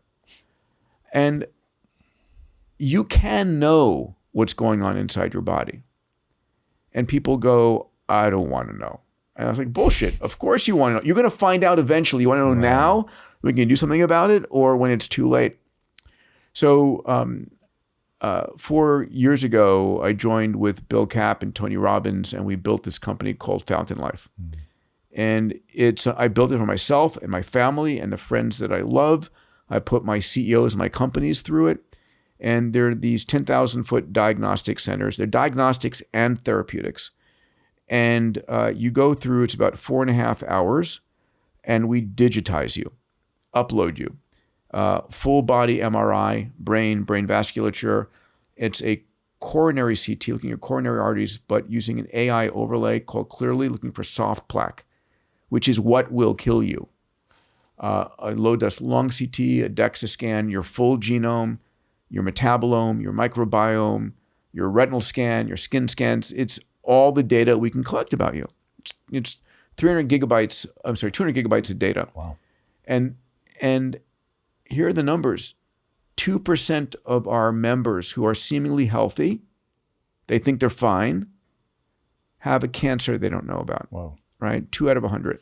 2.5% have an aneurysm they don't know about. And 14.4% have either metabolic disease, neurocognitive disease, cardiovascular disease, or a cancer, and they need to take action right away. And so I go through this Fountain Apex upload every year. I kind of hold my breath. And we are there to answer two questions. Number one, is there anything going on inside your body you need to know about? And if there is, let's take care of it right away. And number two, what is likely to happen to you? And how do we optimize you to prevent that from happening? Because this is the world we're living in right now.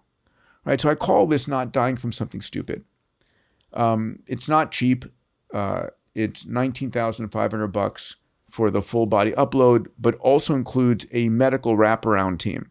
So it's quarterly testing. You get a functional medicine doctor who's with you the entire year, a nurse, a dietitian, a health coach, and that wraparound helps you really optimize yourself. We just are launching now a program at $6,500, which includes the upload and the first consult, and we're doing it through companies for their employees. And all of this is going to demonetize at the end, right? It's all going to get cheaper and cheaper every year as AI, the humans are still the expensive part, right? The machinery is getting cheaper. We have a program called Fountain Life at Home, because all of this will move out of the doctor's office, out of the hospitals, into your home, right? So I've got a CGM, an Oura Ring, an Apple Watch, and I'll eventually have dozens of sensors on my body, in my body, uploading to my AI, which is monitoring everything all the time. And my AI is going to be sending information to the robot chef in my kitchen, saying, this is what Peter should be eating tonight. You know, it's an interesting close the loop. If you turn on Health Coach, it'll say, hey, lazy, don't take the elevator. There's a staircase over there, or time to get out of bed, or you can turn that off if you want. But, you know, it's good to have someone with you, so supporting you. So when I talk about not dying for something stupid, it's going through Fountain Life. There are other programs as well. I think we've got the best, most comprehensive program out there. And I still want you to come through it. No, man, for sure. 100%. If it's in LA, that's easy. Yeah. But you know, that's 6 months out. I've had so many people, we've saved so many lives. Yeah, this is terrifying. I know you had a fraternity brother. I had a fraternity brother of mine who was supposed to come in and died in his sleep. I had, do you know Sam Nazarian by any chance? No. So Sam was the head, is a hotelier, very successful, the head of SLS Hotels. Yeah. And he and Tony Robbins and a few others started something called the Estates. And these will be 25 six-star resorts and residences around the world. And we cut a deal. Well, he approached us. He looked at all the other players and he chose us, and we're going to embed Fountain Life into all of those resorts. Wow. and developments. So he came, I said, come through Orlando, our headquarters, and go through the process. Now, Sam and his wife have the best physicians in the world. Went through, we found 2 brain aneurysms. Ooh. And he was in surgery a week later. Jesus. He's fine now. He's publicly said, made this public statement. So I'm okay sharing it, but you just never know. Too true. Speaking of what we may never know, tell me, will we see people live to an average life expectancy of 150 first, or 1 million people living either in an O'Neill sphere, on the moon, or Mars? Oh, I think we'll hit the longevity side first. Yeah? Oh, for sure. Okay. Wow. It's pretty near term. Yeah. I think that it's not magic. It's just not understood why we age. Let me say that differently. We have a lot of theories of why we age. There are the hallmarks of aging. There are 12 things that we believe are causing aging. And there's a chapter on, I take about, 80, 85 meds and supplements every day. And people are like, what do you take? And why do you take it? And how do you decide? And so I laid out in the book, and it's not for everybody. I've gotten there a little bit at a time in consultation with my doctors. And I looked at each of these 12 hallmarks of aging, like stem cell exhaustion or mitochondrial failures. And there are supplements and meds to support each one of them. So I break it down for each one of these hallmarks. These are the meds or supplements that I'm taking to counter that. And again, everybody should develop their own plan in consultation with a physician. There will eventually be an AI that takes in your genetics, takes in all your health data, says, what's your objective, Tom? Do you want more muscle? Do you want more mental clarity? You want better sleep? What do you want? And how many pills are you willing to take per day? Right? Which is an important one. I'm only willing to take 10. Okay, these are the top 10 you should take. How many do you take a day? Like 85 now. Jesus. Yeah. When I wrote the book, it was 75. It's gone up. My mom says, hey, how do you know they don't interfere with each other? I said, Mom, I don't. But I feel great. Yeah? I am doing great. So, so far so good. Absolutely fascinating. What is the craziest thing you think we're going to find at the intersection of health and tech, like near term? Wow. I got this. Do you know that we just mapped the connectome of the brain of a fruit fly? So all the different synaptic So connections. the fruit fly has 154,000 neurons and I think 54 million synapses. And we used an AI to map that exact connection of the fruit fly and put it up into a computer model. And so you can say, if we did this to the fruit fly, touched it here, gave it this kind of chemical, whatever, what would it do? And then do it, and it does the exact same thing. Whoa. Right? And so here's what's next. We'll go from the fruit fly connectome to a mouse. On stage at the Abundance Summit this year on my Moonshot Day, I've got the CEO of a company that is brilliant what they're doing and how they're doing it, who believes he can map the connectome of our brains for about $50 million for the first one. Whoa. Our 100 billion neurons, 100 trillion synaptic connections. So, the brain has always been somewhat of a black box. Wow. So that's one. There's another one. Oh my God. Do you know Mary Lou Jepsen? That name sounds familiar. Oh, God almighty. She is incredible. Dear friend. Full disclosure, I'm an advisor and investor through my venture fund in her company called Open Water. She's brilliant. So here's a woman who is head of engineering at Facebook, at Google, at Intel.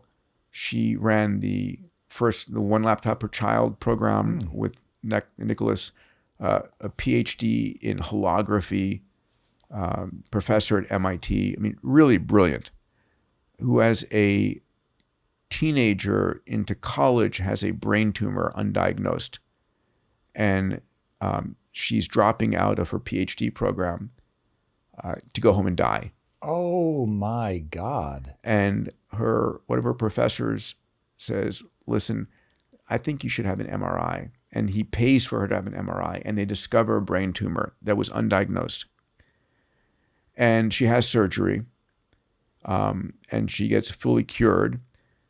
She had to have her pituitary removed, so she takes a whole bunch of meds every day just to do pharmaceutical replacement.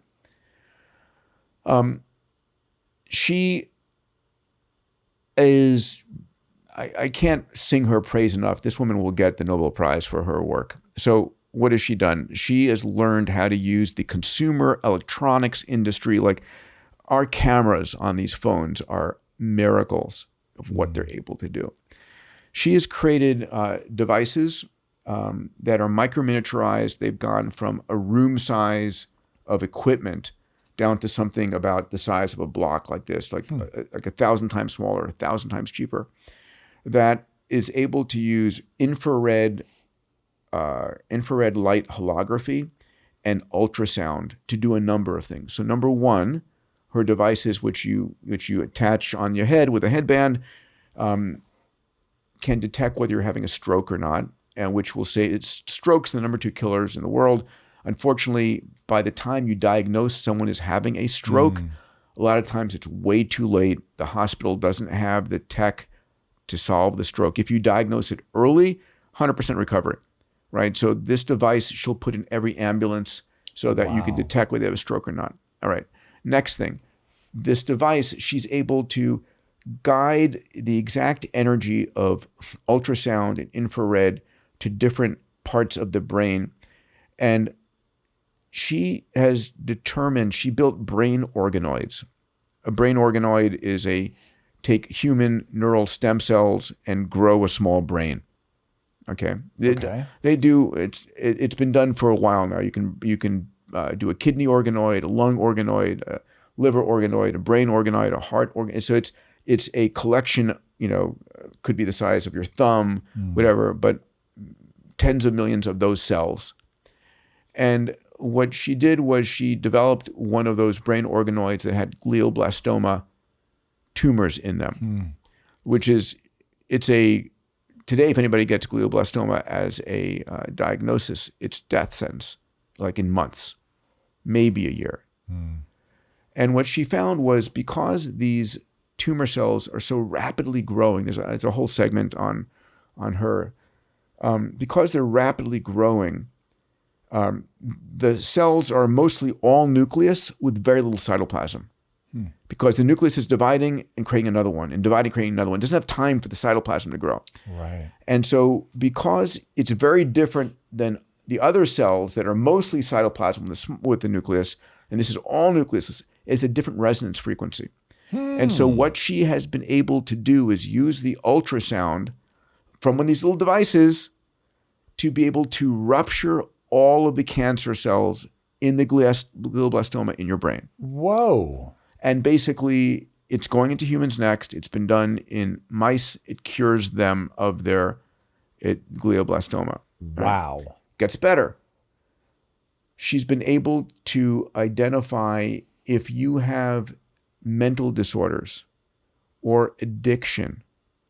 She can provide a 5-minute per day treatment with this device that will downregulate your ADD or your depression or your addiction. 5 minutes a day. I mean, that would be transformative. It is transformative, right? I mean, she's amazing. So you asked me about what I'm expecting in the short term. So she ended up, she did some early financing rounds. I helped her raise money. My venture company invested. And then she had this huge hurdle to productize this stuff because her goal was like, I need to get this really cheap and available to as many people as possible. She went to Vitalik Buterin, the founder of Ethereum. Yeah. And he said, if you open source it, I'll give you $50 million to do what you need to do. Wow. So he didn't ask for any equity, and she's open sourced it. And so these devices will be manufactured, available to people around the world, and it will become software as medication.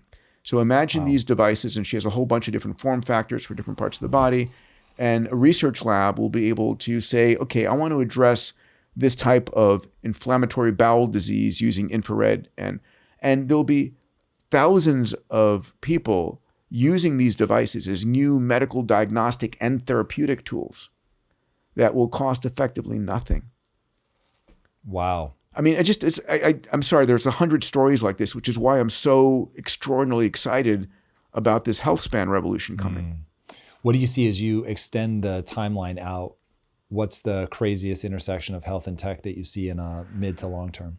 BCI, brain-computer interface, the ability to connect your brain seamlessly to the cloud and be able. You see that as long term, even though we're no. I don't see that long term. I see that in the next decade.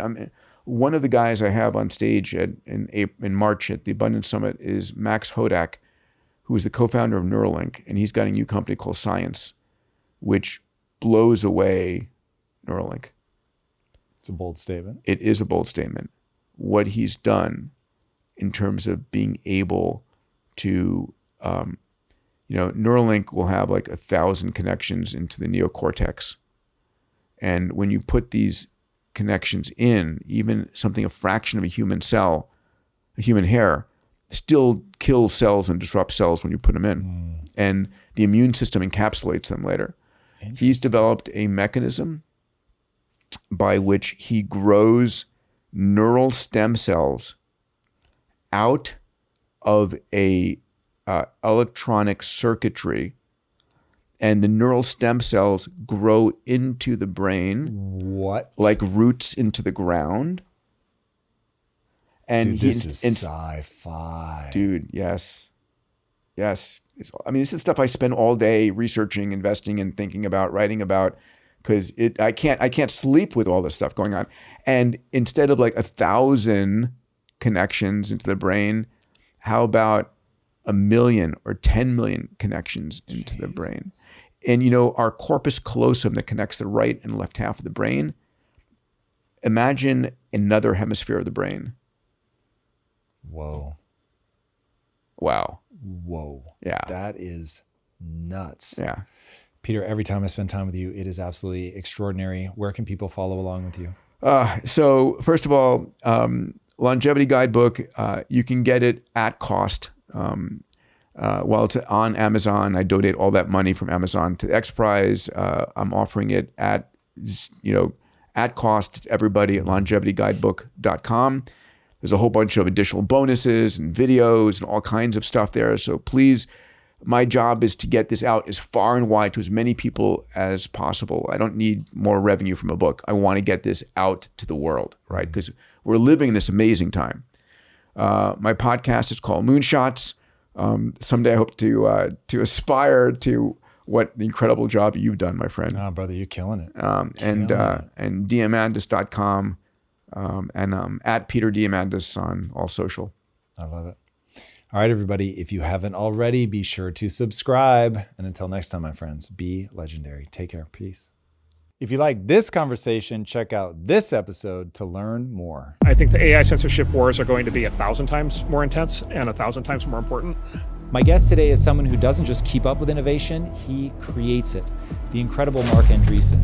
Trust me, when someone like Mark, who spent his entire career betting on the future, says